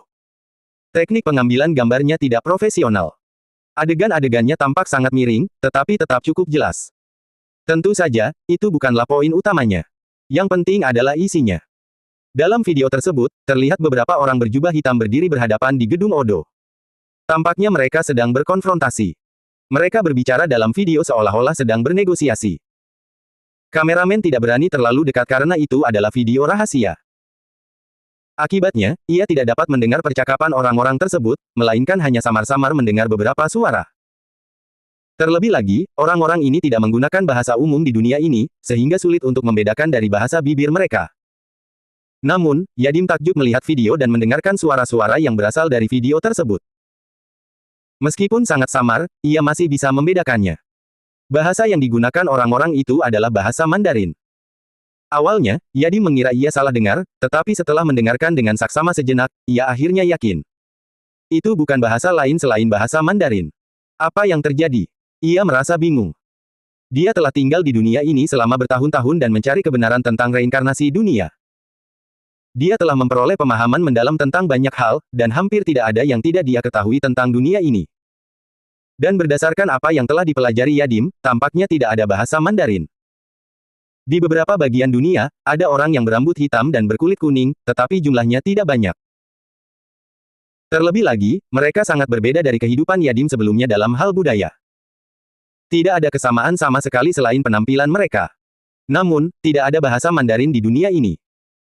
Jadi, bagaimana keadaan orang-orang ini? Yadim mulai mendengarkan suara-suara dalam video itu dengan saksama. Suara-suara yang berasal dari video itu lemah, terputus-putus, dan tidak jelas karena pengambilan gambar dan kebisingan. Namun, Yadim masih bisa memahami sebagian isi video tersebut. Ksatria malam. Bertarung. Aneh. Jika kau tidak ingin mati, carilah tempat lain. Pergilah ke Sadi Manor. Yadim tak kuasa mengerutkan kening. Berdasarkan percakapan yang terputus-putus, orang-orang ini mungkin sedang bertengkar memperebutkan sesuatu, sehingga mereka saling berhadapan. Yadim juga mendengar nama Sadi Manor selama percakapan. Menarik. Gumamnya pada diri sendiri dengan penuh minat. Sadi Manor adalah nama yang familiar bagi Yadim. Itu adalah tempat di dunia ini, cukup normal saat ini, hanya tempat wisata biasa. Namun, setelah beberapa bulan, tempat ini menjadi fokus dunia, menyebabkan semua orang memperhatikannya. Ini karena tempat ini adalah tempat kedua di dunia ini setelah Gedung Odo yang mengalami kejadian aneh. Keruntuhan dunia tidak terjadi secara tiba-tiba tetapi dengan berbagai pendahuluan. Dalam kesan Yadim, banyak keruntuhan dunia sebelumnya terjadi setelah bencana alam. Pertama, ada bencana alam yang sering terjadi di seluruh dunia, dan berbagai bencana alam terus terjadi. Kemudian, peristiwa aneh juga terjadi. Gedung Odo adalah awal dari peristiwa-peristiwa aneh. Gedung ini menandai awal dari proses keruntuhan dunia, meskipun bukan akhirnya. Setelah Gedung Odo, peristiwa-peristiwa aneh terjadi kemudian di Sadi Manor. Menarik. Pikir Yadim sambil menatap video di hadapannya. Mereka mengetahui lokasi terjadinya peristiwa aneh itu, tetapi mereka juga mengetahui tentang Sadi Manor dan bahkan bahasa Mandarin, yang seharusnya tidak ada di dunia ini. Identitas orang-orang ini tidaklah sederhana. Yadim terus menonton isi video tersebut. Dibandingkan dengan konfrontasi sebelumnya, mereka langsung mulai berkelahi. Seorang gadis berambut panjang mengenakan jubah hitam panjang melemparkan alat kendali di tangannya. Kemudian, percikan api muncul di telapak tangannya dan mengembun menjadi bola api besar di tangannya, langsung menyerang ke depan. Di belakangnya, seorang pria jangkung parubaya mengeluarkan geraman rendah. Tubuhnya tiba-tiba membengkak, dan pakaiannya langsung robek. Dia mengeluarkan geraman rendah, langsung berubah menjadi manusia serigala setinggi 3 meter, dan menyerbu ke depan. Di sisi lain, orang-orang lain juga menunjukkan kemampuan mereka, langsung keluar dari adegan, tampak seperti sedang berakting dalam film horor bertema iblis. Yadim juga terkejut, bibirnya berkedut. Apa ini? Manusia serigala. Mantra bola api. Dia menonton video itu dengan saksama, dan untuk sesaat dia tidak tahu harus berkata apa. Dari mana asal kelompok orang ini? Pikir Yadim saat ia kembali sadar setelah sekian lama. Bagaimanapun, kelompok orang ini mungkin bukan berasal dari dunia ini, melainkan para transmigran dari dunia lain, seperti Yadim. Namun, tidak seperti Yadim, kelompok orang ini menunjukkan tujuan yang besar. Mereka langsung mengincar titik-titik kunci di mana dunia akan runtuh begitu mereka tiba di dunia ini. Apa yang ingin mereka lakukan? Dan mengapa? Pikiran ini tak bisa dihindari muncul di benak Yadim. Yang lebih menarik perhatiannya adalah apakah orang-orang ini memiliki cara untuk meninggalkan dunia ini. Dengan pemikiran itu, Yadim berdiri dan berjalan menuju dunia luar. Sialan. 3 orang berkumpul di ruang terbuka yang sepi. Seorang pria berotot yang tampak sangat tinggi memiliki ekspresi marah di antara ketiganya. Sialan pengadilan, dan mereka juga telah masuk. Ini sangat merepotkan. Di samping pria itu, seorang pria jangkung parubaya berambut pirang mengerutkan kening dan tampak agak tak berdaya. Dunia ini milik dunia yang belum pernah dimasuki Tuhan Yang Maha Esa. Hampir tidak ada informasi tentang dunia ini. Sudah rumit. Namun, kali ini lebih merepotkan lagi karena pengadilan keadilan juga telah masuk. Mereka sudah meraih juara pertama di Gedung Odo. Sadi Manor tidak boleh gagal lagi. Tidak. Ia tak kuasa menahan kerutan di dahinya saat mengingat situasi di dunia sebelumnya. Jika itu adalah dunia biasa, tentu saja mustahil baginya untuk jatuh dengan kemampuan penguasa kegelapan. Namun, dunia sebelumnya berbeda. Berdasarkan perspektif Chen Heng, air di dunia itu jelas sangat dalam, dan tingkat kekuatannya sangat tinggi. Dari perspektif tingkat dunia, dunia itu mungkin tidak sekuat dunia dewa, tetapi tidak jauh lebih rendah. Para tokoh terkuat di antara mereka, yang disebut Yang Mulia Surgawi, juga tidak jauh lebih rendah dari para dewa di dunia para dewa. Meskipun penguasa kegelapan adalah seorang dewa, dia tidak lagi berada di puncak kekuatannya.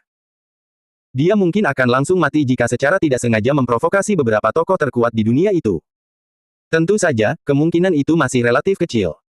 Lagi pula, penguasa kegelapan bukanlah orang bodoh. Karena Chen Heng sudah mengingatkannya, kemungkinan dia secara langsung mencari kematian dan memancing keberadaan tingkat atas di dunia itu tidak tinggi. Adapun detailnya, itu akan bergantung pada bagaimana dia memainkannya. Chen Heng berpikir sambil memandang dunia luar.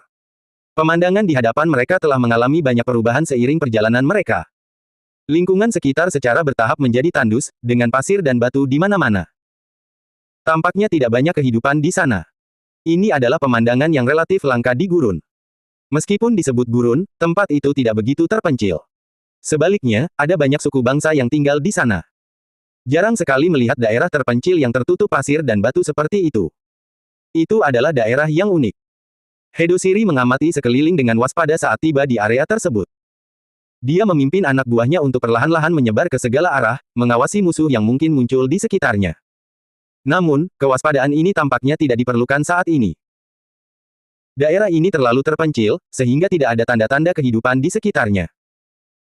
Bahkan ras seperti centaur, yang hanya tahu cara menjarah dan menghancurkan, tidak tertarik untuk datang ke tempat seperti ini, apalagi ras lain. Hedosiri melihat sekeliling dan mengirim orang-orang untuk memeriksa lingkungan sekitar sebagai tindakan kewaspadaan. Adapun Ramu, ia memimpin pasukannya dan mulai mendirikan tenda dengan hati-hati. Apakah lokasinya sudah dipastikan? Chen Heng turun dari kudanya dan menatap lelaki tua di sampingnya sambil berjalan ke tempat ini. Pria tua itu berdiri di sampingnya, tampak sangat tua, tetapi ia juga memiliki keagungan yang unik, sakral dan tak ternodai, seperti seorang yang berkuasa di langit. Namun, ada sedikit temperamen yang mudah didekati di balik keagungan ini. Meskipun dua aura yang sama sekali berbeda bercampur, hal itu tidak memberikan kesan kontradiksi sedikit pun kepada orang-orang, melainkan sangat harmonis dan unik.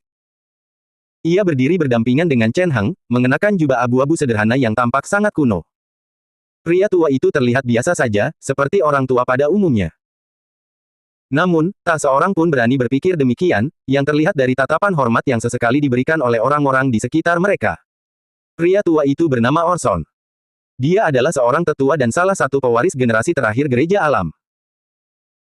Tentu ada alasan mengapa gereja alam dapat bertahan dari zaman kuno hingga sekarang.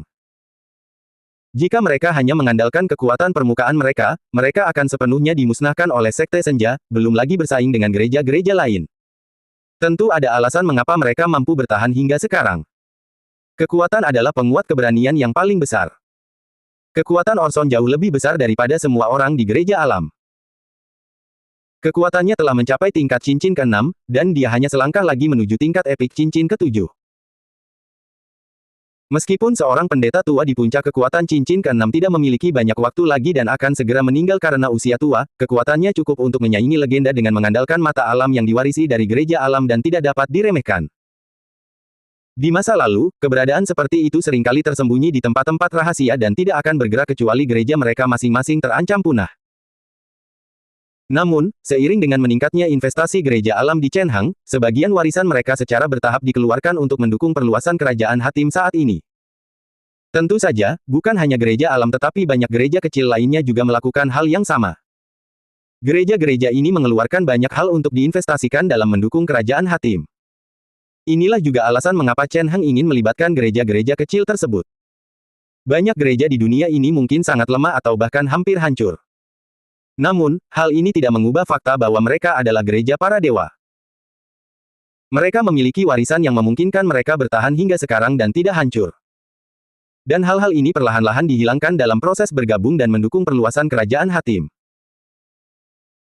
Berkat orang-orang ini, bawahan Chen Heng telah mengumpulkan cukup banyak tokoh kuat, dan Orson hanyalah salah satu dari mereka. Sebelumnya, Orson selalu bertanggung jawab atas tempat ini. Dia menggunakan mata alam untuk mengamati reruntuhan ilahi di sini sambil mencegah orang lain memata-matai mereka. Bagaimana situasinya? Sambil memandang pemandangan di hadapannya, Chen Heng berkata pelan kepada Orson. Tidak buruk. Orson mengangguk dan berkata pelan, reruntuhan ilahi ini cukup stabil. Tidak ada kerusuhan. Saya telah menggunakan mata alam untuk melihat ke dalam reruntuhan dan telah memperoleh beberapa kemajuan. Oh. Chen Heng menatap Orson dengan terkejut. Orson tidak banyak bicara omong kosong dan langsung ke intinya, kemungkinan ada mayat dewa di reruntuhan ini, mayat dewa, Chen Heng tiba-tiba berhenti. Mayat seorang dewa bukanlah hal biasa. Para dewa adalah makhluk tertinggi di dunia para dewa. Sama seperti makhluk legendaris, mayat mereka adalah harta karun yang luar biasa meskipun makhluk tersebut telah tiada. Itu adalah harta karun yang mutlak, bahkan jika itu hanya setetes darah atau sehelai rambut dari makhluk legendaris biasa, jauh lebih berharga daripada harta karun alam apapun, apalagi mayat dewa yang ditinggalkan oleh seorang dewa. Di mata sebagian orang, mayat dewa yang ditinggalkan oleh dewa hanyalah sebuah harta karun. Nilai yang tersembunyi di dalamnya tak terhitung. Jika para penyihir di kota penyihir tahu bahwa ada mayat dewa yang tertinggal di sini, mereka mungkin akan tergila-gila dan datang dengan segala cara. Mata alam adalah artefak ilahi yang ditinggalkan oleh Dewa Alam, dan kekuatannya tidak dapat diabaikan. Alasan mengapa ia bungkam di masa lalu adalah, di satu sisi, bahwa gereja sengaja menyembunyikan kekuatan artefak ilahi ini agar tidak menarik perhatian dan rasa takut orang lain. Di sisi lain, tidak ada cukup praktisi kuat untuk mengaktifkannya. Artefak ilahi itu dimurnikan oleh makhluk setingkat dewa untuk memperkuat dirinya. Target awalnya adalah makhluk setingkat dewa. Oleh karena itu, levelnya sangat tinggi. Jika itu adalah manusia biasa, bahkan jika dia memiliki artefak ilahi, dia tidak akan mampu mengerahkan terlalu banyak kekuatan. Untuk mengerahkan kekuatannya, dia membutuhkan makhluk di atas cincin ketujuh untuk mengendalikan artefak ilahi tersebut. Hanya dengan begitu kekuatan artefak ilahi dapat dikerahkan sedikit dan menampilkan kekuatan besar dari makhluk setingkat dewa. Dan tingkat keberadaan seperti ini, baik di masa lalu maupun sekarang, tidak diragukan lagi sangat langka. Bahkan lebih langka daripada keberadaan panda raksasa. Di masa lalu, sosok paling kuat di gereja alam adalah Orson, seorang tokoh berpengaruh di puncak cincin ke-6. Meskipun puncak cincin ke-6 sudah cukup kuat, namun masih sedikit lebih rendah dari tingkat yang dibutuhkan untuk mencapai cincin ke-7. Justru karena alasan inilah di masa lalu, gereja alam harus hidup dengan rasa takut. Namun sekarang, situasinya berbeda. Di kerajaan Hakim, terdapat banyak kekuatan besar. Tidak hanya Orson, tetapi juga Raja Hakim, Chen Heng, dan banyak tokoh kuat lainnya dari gereja-gereja lain. Dengan begitu banyak tokoh kuat yang berkumpul, itu sudah cukup untuk melepaskan kekuatan sejati dari mata alam. Terutama seorang legenda seperti Chen Heng, dia mampu mengendalikan hukum-hukum di dalam mata alam dan melepaskan sebagian besar kekuatannya. Oleh karena itu, secara teori, menggunakan mata alam untuk menyerang reruntuhan ini adalah hal yang baik. Lagi pula, ini hanyalah reruntuhan yang ditinggalkan oleh seorang dewa setengah dewa. Sekuat apapun itu, pasti ada batasnya. Di bawah serangan mata alam, sebanyak apapun tipu daya yang ditinggalkan para dewa setengah dewa, pada akhirnya akan tetap sama. Tidak mungkin hal itu bisa diblokir. Orson sangat yakin akan hal ini. Namun, orang-orang lain yang hadir memiliki pendapat berbeda tentang saran Orson. Kekuatan mata alam memang tidak buruk. Jika digunakan dengan kekuatan penuh, ia memang dapat menghancurkan sebuah relik. Di sampingnya, seorang pendeta lain dari gereja berbicara. Mendengar ini, wajah Orson langsung tersenyum. Dia hendak mengatakan sesuatu, jadi. Tapi, kata-kata berikut terdengar, membuat senyum di wajah Orson membeku. Kekuatan mata alam sudah cukup, tetapi siapa yang dapat menjamin bahwa benda-benda di reruntuhan ini dapat dikeluarkan dalam keadaan utuh? Pendeta itu melanjutkan, dengan kekuatan mata alam, jika kita langsung menghancurkan reruntuhan itu, apa yang harus kita lakukan? Benar sekali. Orang-orang di sekitar tiba-tiba menyadari, dan mata mereka berbinar. Benar sekali. Seorang pendeta lain dari gereja lain juga berbicara, ia berkata dengan agak tidak sabar, kekuatan mata alam tidak dapat diragukan, tetapi tujuan kita kali ini bukanlah untuk menyerang melainkan untuk mendapatkan harta karun yang mungkin ada di reruntuhan itu. Jika hal-hal ini tidak dapat diperoleh, lalu apa gunanya sekuat apapun mata alam itu? Apa gunanya? Kita bisa mencobanya perlahan dan meningkatkan kekuatan kita sedikit demi sedikit. Kita tidak perlu menyerang dengan seluruh kekuatan kita sejak awal. Di samping, seorang pendeta gereja alam lainnya tak kuasa menahan diri untuk menyela dan berkata demikian. Bagaimana jika reruntuhan ini langsung hancur sendiri? Pendeta lain langsung membalas, membentak pendeta gereja alam tadi. Jika barang-barang itu hancur, dan Yang Mulia tidak dapat memperolehnya, siapa yang dapat menanggung tanggung jawabnya? Di sampingnya, melihat pemandangan di hadapannya, Orson tak kuasa menahan diri untuk tidak mengerutkan kening. Pada saat ini, ia akhirnya tersadar. Situasinya tidak sepenuhnya benar. Dari penampilannya, gereja alam itu sepertinya telah menjadi musuh publik bagi semua orang yang hadir. Tentu saja, alasan mengapa kejadian seperti itu terjadi bukanlah hal yang mengejutkan. Seiring pertumbuhan kerajaan Hatim, gereja alam bukan lagi satu-satunya gereja di kerajaan Hatim. Sebaliknya, ada lebih dari selusin gereja yang berdiri bersama. Dari semua gereja, hanya sedikit yang mampu hidup harmonis. Sebagian besar dari mereka sejak lahir saling bermusuhan. Dahulu, tidak ada dendam. Namun, karena perluasan gereja dan permusuhan mereka terhadap gereja lain, gereja-gereja ini mulai saling menargetkan satu sama lain. Jika ini terjadi di tempat lain, pasti akan langsung terjadi perang berdarah. Perang keyakinan akan berkecamuk hingga pemenang akhirnya ditentukan. Di kerajaan Hatim, situasinya akan sedikit berbeda. Chen Heng telah membatasi perang antar gereja-gereja ini, mencegah mereka bertempur secara langsung. Mereka hanya bisa menggunakan metode kompetitif. Namun, tidak diragukan lagi bahwa gereja-gereja ini masih belum akur. Terlebih lagi, semuanya bersemangat tinggi, ingin mendapatkan lebih banyak paroki dan merebut sebagian pangsa pasar dari gereja-gereja lain. Sebagai yang pertama bergabung dengan Chen Heng, dan gereja alam yang paling diuntungkan dari perluasan kerajaan Hatim, mereka secara alami menjadi duri dalam mata banyak gereja. Lagi pula, di kerajaan Hatim saat ini, seiring dengan perluasan kerajaan Hatim, paroki mereka adalah yang terbesar, dan mereka memperoleh manfaat paling banyak dari semua aspek. Bahkan ada pendeta dari gereja alam yang secara terbuka menduduki posisi di kerajaan Hatim di banyak tempat. Dibandingkan dengan gereja-gereja lain di sekitarnya, mereka jauh lebih kuat. Biasanya, semuanya baik-baik saja. Semua orang pergi ke jalan masing-masing. Tetapi pada saat kritis, tampaknya tidak ada yang berhenti berebut kesempatan untuk mendapatkan lebih banyak hal. Dan menurut mereka, ini adalah kesempatan langka untuk menunjukkan diri. Mereka bisa memperbaiki citra mereka di hadapan Raja Hatim. Berdasarkan gaya Chen Heng di masa lalu, selama dia bisa berkontribusi kali ini, dia akan bisa menerima banyak hadiah setelah acara tersebut. Ini juga alasan mengapa mereka bersaing untuk menjadi yang pertama. Setelah mempertimbangkan semuanya, Orson merenung sebelum berbicara lagi, Yang Mulia, mata alam dapat sepenuhnya membuka reruntuhan itu. Tidak ada masalah. Tidak mungkin.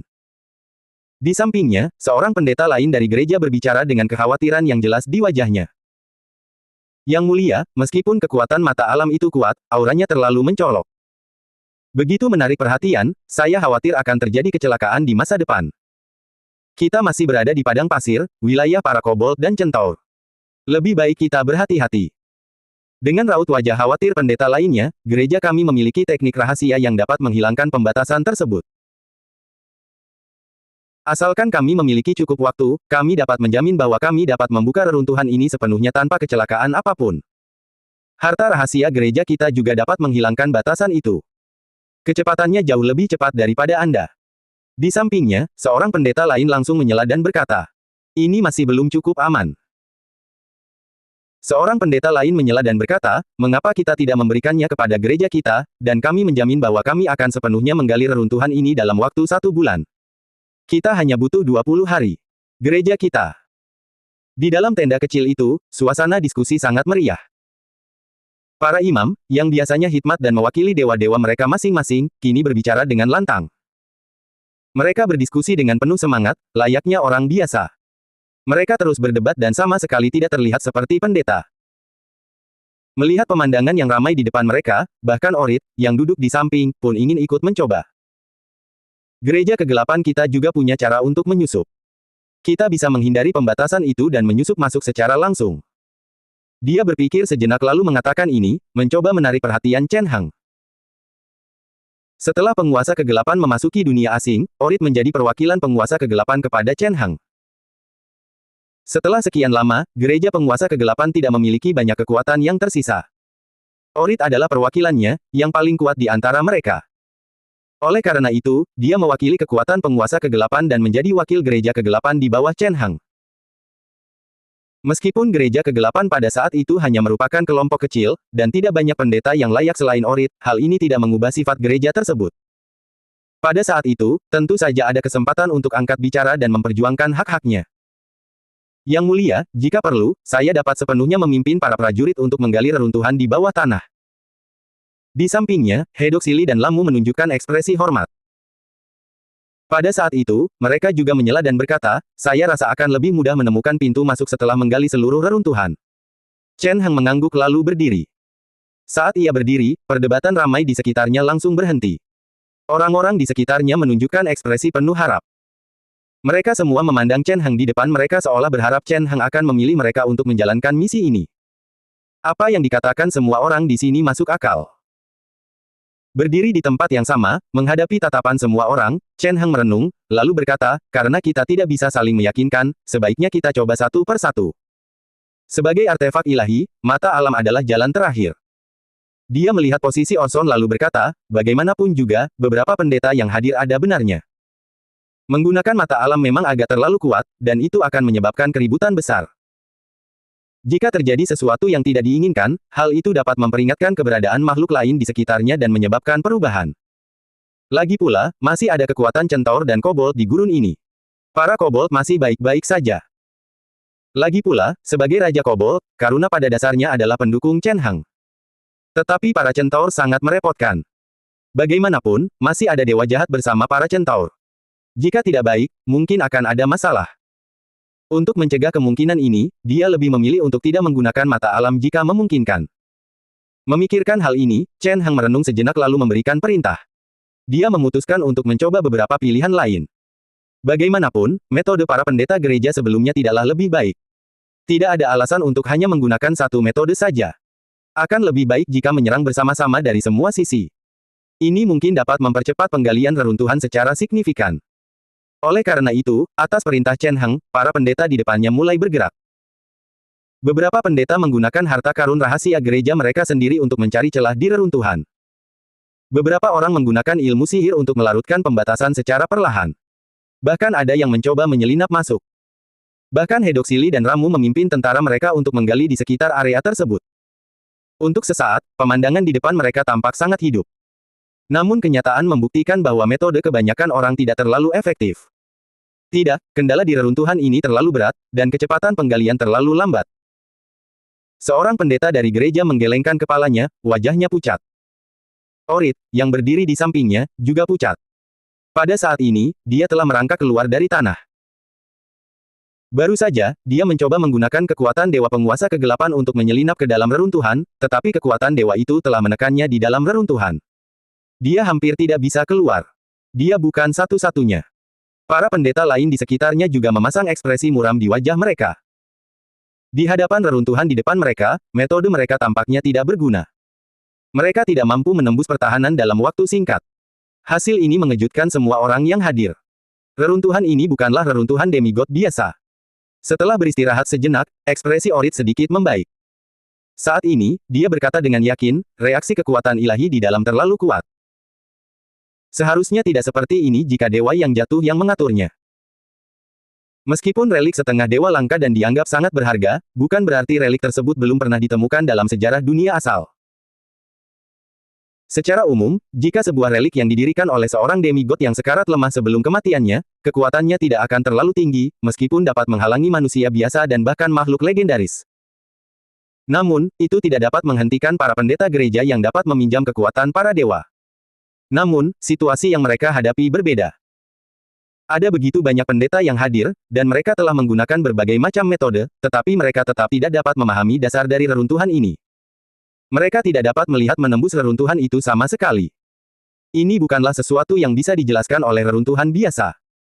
Pemilik reruntuhan ini mungkin membangunnya saat ia berada di puncak kekuatannya. Jika tidak, reruntuhan ini tidak akan begitu tak tertembus. Di sampingnya, Orson juga menghela napas dan berkata, selama periode ini, dia juga telah mencari-cari. Pada akhirnya, dia juga terkejut dengan pertahanan reruntuhan yang luar biasa ini. Dia merasa itu agak sulit dipercaya. Sepertinya reruntuhan ini berbeda dari yang lain. Tempat. Chen Heng sangat tertarik berdiri di tempat itu, mendengarkan kata-kata Orit dan Orson. Dia tidak menyalahkan para pendeta di hadapannya, dan dia juga tidak terlalu cemas. Lagi pula, dia tahu bahwa para imam telah melakukan yang terbaik di hadapannya. Tidak ada gunanya terus menyalahkan mereka. Itu hanya akan menyebabkan hati orang-orang terpecah belah. Rencana awal Chen Heng untuk perjalanan ini adalah 2 bulan. Selain waktu yang dihabiskan di perjalanan, hanya tersisa sekitar 1 bulan untuk menggali reruntuhan ini. Menggunakan waktu 1 bulan untuk membuka reruntuhan ini adalah rencana awalnya. Namun, melihat situasi saat ini, mustahil untuk menyelesaikannya. Masih agak sulit untuk membuka reruntuhan ini dalam waktu 1 bulan. Maka, satu-satunya pilihan yang bisa dia lakukan adalah memperpanjang waktu. Hal ini juga sesuai dengan harapan awal Chen Heng. Pada levelnya, ada terlalu banyak masalah yang perlu dia tangani di kerajaan Hatim. Ada banyak hal yang hanya dia yang bisa putuskan. Justru karena alasan inilah Chen Heng tidak bisa dengan mudah meninggalkan istana kerajaan Hatim. Namun, reruntuhan para dewa memang luar biasa. Hal itu berkaitan dengan jalan hidup Chen Heng di masa depan. Oleh karena itu, tidak ada yang bisa dia lakukan. Melihat reruntuhan di depannya, banyak pikiran melintas di benaknya. Kemudian, dia memberi perintah kepada para pendeta untuk melanjutkan tugas mereka dan berusaha sebaik mungkin menemukan pintu masuk ke reruntuhan di depannya.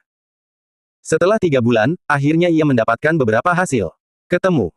Setelah 3 bulan, sebagian besar fitur reruntuhan ini terungkap kepada Chen Heng.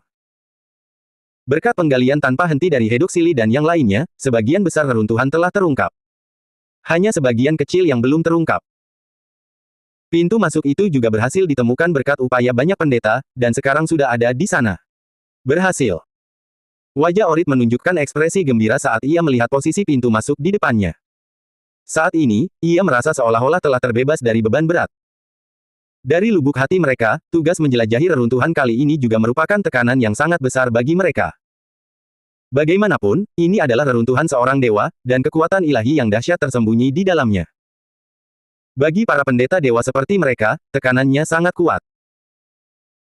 Jika bukan karena artefak ilahi, mata alam, dan sosok legendaris, Chen Heng, yang mengawasi tempat ini, pekerjaan mereka mungkin tidak akan berjalan semulus ini dan akan jauh lebih merepotkan. Untungnya, mereka akhirnya menyelesaikan misi mereka. Meskipun mereka tidak langsung memasuki reruntuhan, itu tetap merupakan kemajuan besar bagi mereka karena berhasil menemukan pintu masuk yang sebenarnya. Asalkan mereka menemukan pintu masuknya, mereka kemudian dapat menggunakan artefak ilahi, mata alam, untuk membukanya. Ini akan memungkinkan mereka untuk benar-benar memasuki reruntuhan. Para pendeta lain di daerah itu berpikir hal yang sama, dan kegembiraan terpancar di wajah mereka. Chen Heng berdiri di tempatnya, menatap pintu emas yang terbuka di depannya. Dia membuka mulutnya dan hendak mengatakan sesuatu ketika tiba-tiba berhenti dan menatap ke kejauhan. Di bawah tatapannya, angin dan pasir naik dan turun di kejauhan. Suara samar derap kuda terdengar dari kejauhan. Mata Chen Heng menatap dalam-dalam ke kejauhan. Pada saat ini, dia sudah bisa merasakan aura aneh namun familiar itu. Ini akan datang lagi. Dia melihat ke arah yang tidak jauh. Di sana, sosok Hedoksili melangkah mendekat. Yang mulia. Hedoksili berjalan mendekat dari jauh. Kemudian, ia berlutut dengan satu lutut di depan Chen Heng dan berkata dengan hormat, mereka adalah sekelompok suku centaur yang berkelana. Sepertinya mereka di sini untuk menjajaki kemungkinan. Dari kelihatannya, pengerahan pasukan kita baru-baru ini sudah membuat mereka waspada. Mendengar perkataan Hedoksili, Chen Heng mengangguk. Lagi pula, ini adalah padang pasir, dan sangat dekat dengan pasukan centaur. Tidak masalah untuk sementara waktu, tetapi semakin banyak centaur akan datang untuk melakukan pengintaian seiring berjalannya waktu. Tentu saja, tidak banyak yang bisa dikatakan tentang para centaur ini. Mereka akan dikalahkan selama mereka berani mendekat. Ada ribuan tentara di area di depan mereka, dan ada juga seorang imam besar seperti Orson. Centaur biasa tidak bisa berbuat apa-apa, dan mereka akan mengorbankan nyawa mereka satu demi satu. Namun, jumlah centaur yang hilang akan terus bertambah seiring waktu. Pada akhirnya, hal itu akan menarik perhatian para centaur di sekitarnya, menyebabkan mereka secara bertahap memusatkan perhatian pada area ini. Meskipun Chen Heng tidak mempermasalahkannya, hal itu tetap menjadi masalah. Sepertinya kita harus bergegas.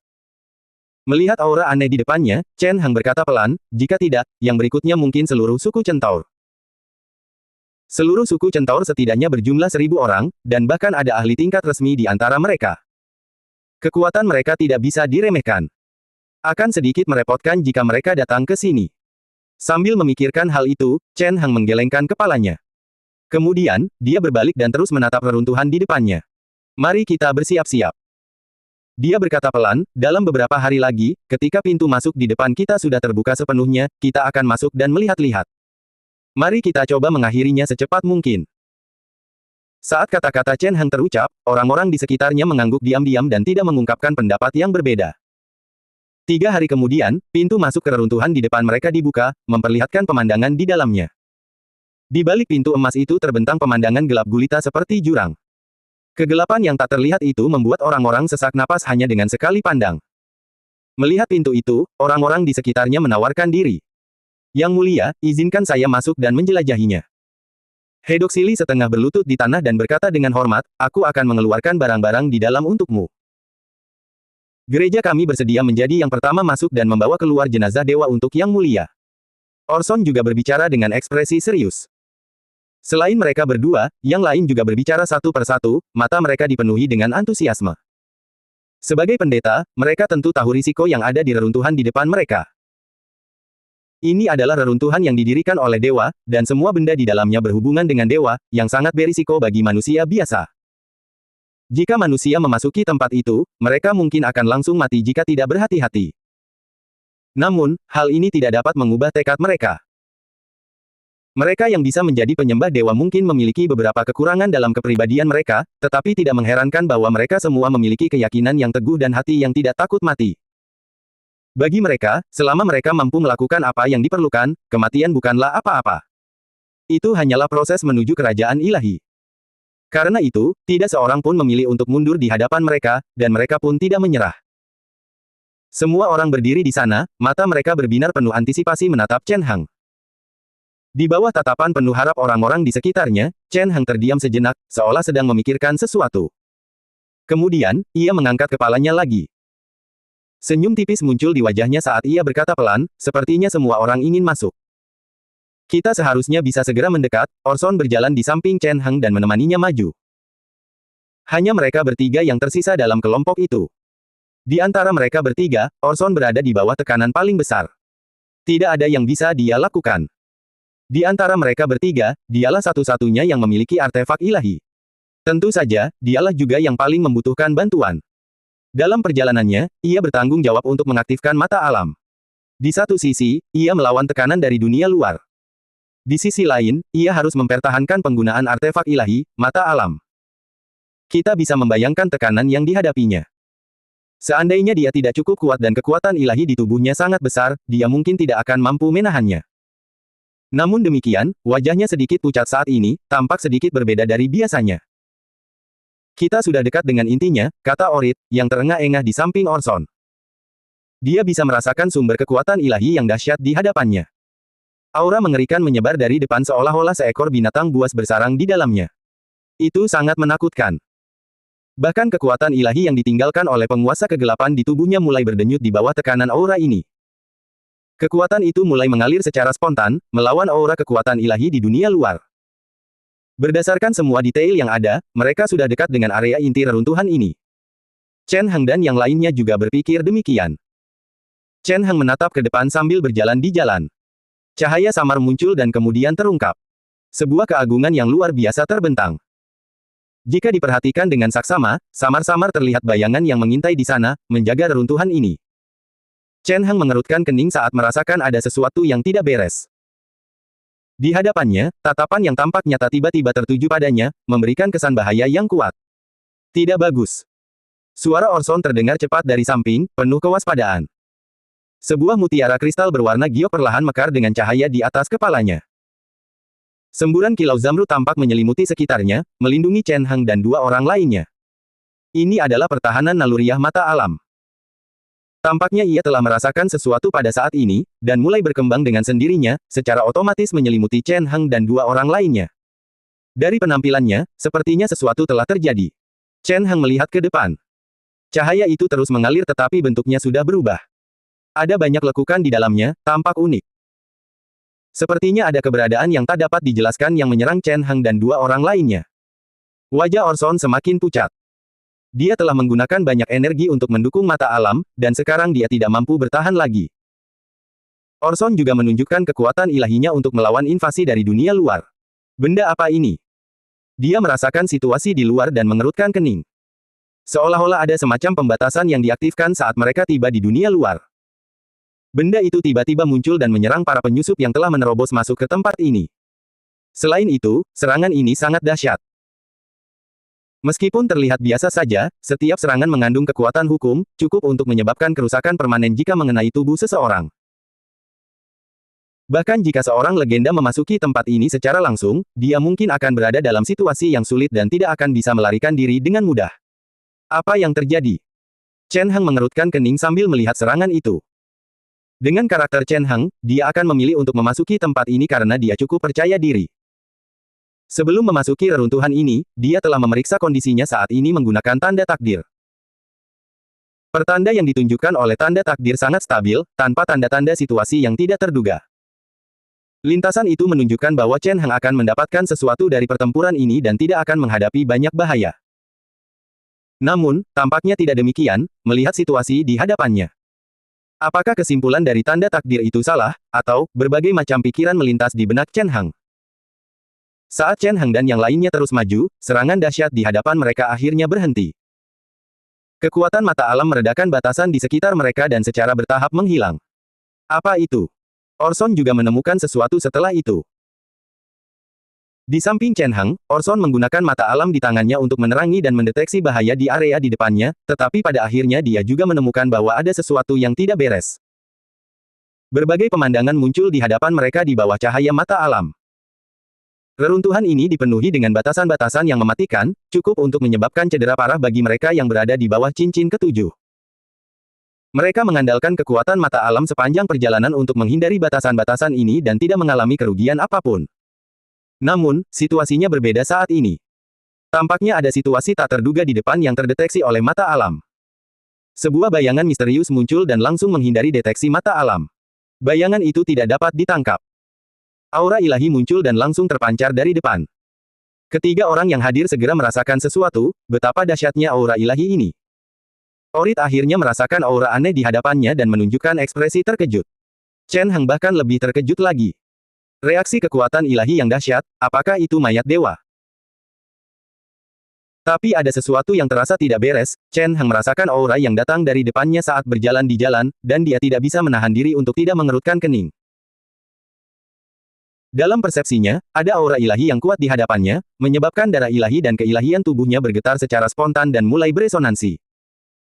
Itu adalah keberadaan yang berhubungan dengan Tuhan yang mampu membuatnya merasakan hal ini, jika tidak, tidak akan seperti ini. Hanya saja dia tidak tahu apa itu. Mari kita menatap ke depan, ucapnya pelan. Orit dan Orson tidak keberatan dan diam-diam mengikuti Chen Heng, sambil memperhatikan sekeliling mereka. Mereka perlahan berjalan menuju tempat asal aura tersebut dan tiba di sana. Akhirnya, sebuah objek muncul di hadapan mereka. Itu adalah pedang besar berwarna emas dengan pola misterius yang melilit pedang, membuatnya tampak unik. Pedang ini sangat luar biasa. Pemiliknya pasti merupakan tokoh berpengaruh semasa hidupnya, dan bahkan pedang ini pun memiliki kekuatan yang luar biasa. Terdapat bercak-bercak darah merah tua yang tersisa di pedang besar itu, masih berkilau dan tidak menunjukkan tanda-tanda mengering meskipun telah berlalu bertahun-tahun. Aura ilahi terpancar dari dalamnya, memberikan tekanan yang cukup besar kepada orang-orang. Itu menakutkan, seperti gunung ilahi yang menekan tubuh mereka. Satu-satunya kekurangan adalah jejak kerusakan pada pedang raksasa itu. Beberapa bagian pedang tampaknya pernah mengalami benturan hebat sebelumnya. Oleh karena itu, seluruh pedang agak patah, membuatnya tampak agak cacat. Namun, hal ini tetap tidak mengubah kekuatan pedang besar tersebut. Aura yang dipancarkannya masih menakutkan. Serangan yang dihadapi Chen Heng dan yang lainnya sebelumnya berasal dari pedang besar ini. Namun, ini bukanlah pedang besar yang mengambil inisiatif untuk menyerang. Sebaliknya, itu hanyalah reaksi yang disebabkan oleh jalinan aura. Karena bukan berasal dari zaman kuno seperti yang dilarang oleh reruntuhan itu sendiri, Orson tidak dapat mendeteksinya sebelumnya menggunakan mata alam. Ketiganya datang ke hadapan pedang besar itu dan melihatnya. Artefak setengah dewa. Orson menarik napas dalam-dalam, menatap pedang besar di hadapannya, dan berkata, bahkan di antara artefak setengah dewa, pedang ini sangat kuat, apakah darah di pedang ini darah dewa yang sebenarnya? Orit merasakan aura pedang besar itu, dan wajahnya sedikit terkejut. Kekuatan ilahi di tubuhnya mulai mendidih. Kekuatan ilahi dari penguasa kegelapan terus mengingatkannya untuk pergi. Hal yang sama berlaku untuk Chen Heng. Chen Heng melihat lebih banyak hal dibandingkan Orson dan Orit. Dia merasakan tekad yang membara pada pedang besar itu. Itu adalah jejak pertempuran sengit yang ditinggalkan oleh pemilik sebelumnya dari pedang besar itu. Pedang itu tidak hancur, melainkan bertahan bahkan setelah bertahun-tahun. Darah di pedang besar itu juga membawa kekuatan yang tak terukur, memberikan perasaan menakutkan kepada orang-orang. Ketiganya bergerak. Orson memegang mata alam, artefak ilahinya, dan memiliki daya tahan paling besar terhadap kekuatan pedang besar itu. Karena itu, dia memimpin dan bergerak maju, dengan hati-hati mendekati pedang besar itu, ingin merebutnya. Awalnya berjalan lancar. Dengan kekuatan mata alam, dia perlahan mendekati pedang besar itu tetapi berhenti dalam jarak 10 meter terakhir, tidak mampu bergerak maju apapun yang terjadi. Kehendak dan kekuatan yang tak dapat dijelaskan pada pedang besar itu menghambat kemajuannya. Dia tidak bisa bergerak maju lagi, bahkan dengan bantuan mata alam. Pada akhirnya, dia dengan berat hati mundur. Dia menggelengkan kepalanya dan menatap Chen Heng, kekuatan pada artefak setengah dewa ini terlalu kuat. Aku tidak bisa menekannya kecuali aku mengaktifkan mata alam. Artefak setengah dewa ini berbeda dari artefak setengah dewa biasa, dan kekuatannya terlalu kuat dan mendominasi. Kan kehilangan kekuatannya jika dia tidak mendapatkan pengakuan darinya. Orson tidak bisa mendapatkan dan menerima pengakuan dari artefak setengah dewa ini. Mengaktifkan mata alam juga bukanlah tindakan yang bijaksana, karena memulai mata alam di dunia luar sudah menciptakan pemandangan yang mengerikan. Jika mereka mengaktifkan mata alam langsung di reruntuhan, mereka mungkin akan langsung memicu kekuatan ilahi di reruntuhan dan bahkan menyentuh mayat dewa, menyebabkan mayat tersebut bertabrakan dengan mata alam. Itu bukanlah yang ingin mereka lihat, apapun hasilnya saat itu. Oleh karena itu, betapapun enggannya Orson, ia hanya bisa mundur saat ini. Biar saya coba. Setelah Orson, Orit juga tidak mau ketinggalan dan ingin mencoba. Seperti Orson, dia berusaha sekuat tenaga untuk berjalan maju, mendekati pedang besar itu. Dia tidak memiliki perlindungan artefak ilahi seperti mata alam. Namun, dia juga memiliki kekuatan ilahi yang ditinggalkan oleh penguasa kegelapan di tubuhnya, yang cukup untuk sementara menahan aura kuat dan mengintimidasi yang terpancar dari pedang besar itu. Meskipun begitu, dia tidak bisa mendekati pedang besar itu. Dia juga berhenti ketika jaraknya lebih dari 10 meter dan tidak bisa lagi bergerak maju. Pada akhirnya dia pun mundur. Seluruh prosesnya bahkan lebih buruk daripada yang dialami Orson. Dia menatap pedang besar berwarna emas itu dengan enggan. Artefak setengah dewa adalah keberadaan paling kuat selain artefak ilahi. Di era di mana para dewa bungkam, kecuali mereka yang memiliki artefak ilahi atau kekuatan legendaris, hampir tidak ada yang bisa menyaingi artefak setengah dewa. Artefak setengah dewa sebanding dengan setengah dewa ketika diaktifkan dengan kekuatan penuh, terutama karena artefak setengah dewa di hadapan mereka ini luar biasa pada pandangan pertama. Bahkan mungkin telah ternoda oleh darah dewa dan memiliki jejak aura dewa sejati. Itu sudah cukup untuk menjadi warisan sebuah gereja jika mereka bisa mendapatkan artefak setengah dewa ini. Saat ini, barang itu ada di sana. Namun, mustahil untuk mendapatkannya tidak peduli seberapa keras pun seseorang berusaha. Mereka tidak bisa menahan rasa sakit hati, keengganan, dan ketidaknyamanan karena mereka hanya bisa melihatnya tetapi tidak bisa mendapatkannya. Namun, tampaknya tidak banyak yang bisa dilakukan. Chen Heng berpikir sejenak, lalu melangkah maju. Yang mulia. Di sampingnya, Orson bergegas maju, ingin menyerahkan mata alam kepada Chen Heng. Kekuatan artefak setengah dewa bukanlah main-main. Artefak setengah dewa ini cukup untuk menghancurkan semua makhluk di bawah 7 cincin tanpa perlindungan artefak ilahi atau bahkan kekuatan dewa. Bahkan seorang legenda pun akan terluka parah jika tidak berhati-hati. Lagi pula, artefak setengah dewa ini unik, dan tampaknya sedang dalam masa pemulihan. Kelengahan sekecil apapun bisa berbahaya. Dan sebagai raja kerajaan Hatim, jika sesuatu terjadi secara tidak sengaja pada Chen Heng, konsekuensinya akan tak terbayangkan. Menghadapi kegugupan Orson dan Orit, Chen Heng hanya menggelengkan kepalanya dan berkata, "Jangan khawatir. Dia tidak akan mati di sini secepat itu." Di masa lalu, dia bahkan pernah menghadapi senjata ilahi senja, artefak ilahi sejati, apalagi artefak setengah dewa, dan itu sama sekali tidak bisa melukainya. Di bawah tatapan Orson dan Orit, Chen Heng perlahan melangkah maju. Selangkah demi selangkah, ia berjalan dengan mantap dan tidak merasakan kesulitan yang dirasakan Orson dan Orit. Sebaliknya, seolah-olah ia berjalan dengan cepat. Pemandangan di hadapannya terungkap saat ia berjalan mendekat. Aura yang tak dapat dijelaskan melonjak ke dalam tubuh Chen Heng, membuat kekuatan ilahi dalam tubuhnya mendidih. Di dalam tubuh Chen Heng, kekuatan ilahi dan keilahian yang ada secara otomatis pulih. Seolah merasakan kekuatan artefak setengah dewa di hadapannya, dia tidak ingin kalah. Ini memang sangat kuat, pikiran ini terlintas di benak Chen Heng saat dia merasakan aura artefak setengah dewa tersebut. Di hadapannya, artefak setengah dewa itu terasa jauh lebih unik dibandingkan artefak ilahi biasa. Pemilik sebelumnya telah meninggalkan tanda yang tak dapat dihancurkan pada tubuhnya, sehingga meskipun bertahun-tahun telah berlalu, kekuatan dahsyat dan mendominasi tetap ada padanya. Justru karena alasan itulah pedang besar ini selalu dalam keadaan aktif. Hanya kedatangan orang luar yang akan memicu konfrontasi. Jika orang lain tidak dapat memperoleh pengakuannya, bahkan jika mereka menggunakan artefak ilahi untuk menekan pihak lain, mereka tetap tidak akan dapat menggunakannya. Pikiran-pikiran ini terlintas di benak Chen Heng, lalu dia melangkah maju dan terus mengeluarkan suara. Chen Heng bergerak maju di bawah tatapan Orson dan Orit, tampak sangat tenang dari awal hingga akhir.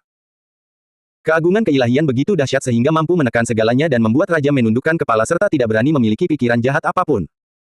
Namun, kekuatan ilahi yang begitu dahsyat bagaikan angin sepoi-sepoi di hadapan Chen Heng. Hal itu sama sekali tidak membuatnya berhenti, seolah-olah dia tidak terpengaruh. Situasi yang menakutkan seperti itu benar-benar mengejutkannya. Apakah ini kekuatan yang mulia? Melihat punggung Chen Heng, Orson menatap Orit di sampingnya. Dia bisa melihat keterkejutan di mata Orit. Meskipun mereka sudah lama menduganya, jelas bahwa penampilan Chen Heng telah melampaui harapan mereka. Itu jauh di luar imajinasi mereka. Dalam persepsi mereka, Chen Heng seperti dewa yang turun ke dunia. Keilahian yang melingkari tubuhnya telah secara proaktif meletus dan muncul secara spontan, memberi orang perasaan bahwa dia adalah dewa sungguhan. Serangkaian suara mendesis terdengar. Mata alam berwarna hijau mulai terbangun secara spontan di tangan Orson. Tampaknya ada reaksi terhadapnya, dan secara bertahap berfluktuasi dan berubah. Seketika, ekspresi Orson berubah, dan dia buru-buru mulai melakukan pengintaian dengan mata alam. Segala sesuatu di sekitarnya mulai berubah di bawah pengawasan mata alam. Berbagai rintangan mulai muncul dengan sendirinya, menyapu seluruh lingkungan. Cahaya ilahi keemasan melesat ke langit di atas tubuh Chen Heng. Orang bisa samar-samar melihat keilahian yang tampak di dalamnya. Cahaya itu melingkari tubuhnya, beresonansi dengan artefak setengah dewa di kejauhan. Pemandangan ini membuat Orson tercengang, ini adalah kekuatan ilahi. Saat ia menatap tubuh Chen Hang dengan ngeri, ia berpikir, mungkinkah Yang Mulia adalah reinkarnasi dari seorang putra dewa, seperti yang dikatakan rumor. Bukan hanya mantan penguasa kegelapan, bahkan Orson pun tak bisa menahan diri untuk tidak memikirkan hal ini setelah melihat pemandangan tersebut. Keilahian adalah hak istimewa para dewa. Hanya makhluk di atas tingkat setengah dewa yang dapat memilikinya. Bahkan jika manusia memiliki keilahian, mereka tidak dapat sepenuhnya mengintegrasikannya ke dalam tubuh mereka dan mengubahnya menjadi milik mereka. Mereka hanya dapat menggunakan kekuatan dari dalam diri mereka sendiri, tetapi tidak dapat mengubah sifat mereka. Selain para dewa, satu-satunya yang dapat memiliki keilahian adalah anak-anak para dewa tersebut, putra-putra ilahi. Mereka adalah kelompok orang yang paling mempesona. Secara teori, setiap putra ilahi memiliki potensi untuk menjadi setengah dewa, setidaknya. Napas Orson menjadi lebih berat memikirkan hal ini. Di depannya, sosok Chen Hang masih bergerak maju, dan dia secara bertahap mendekati garis finish. Bersambung.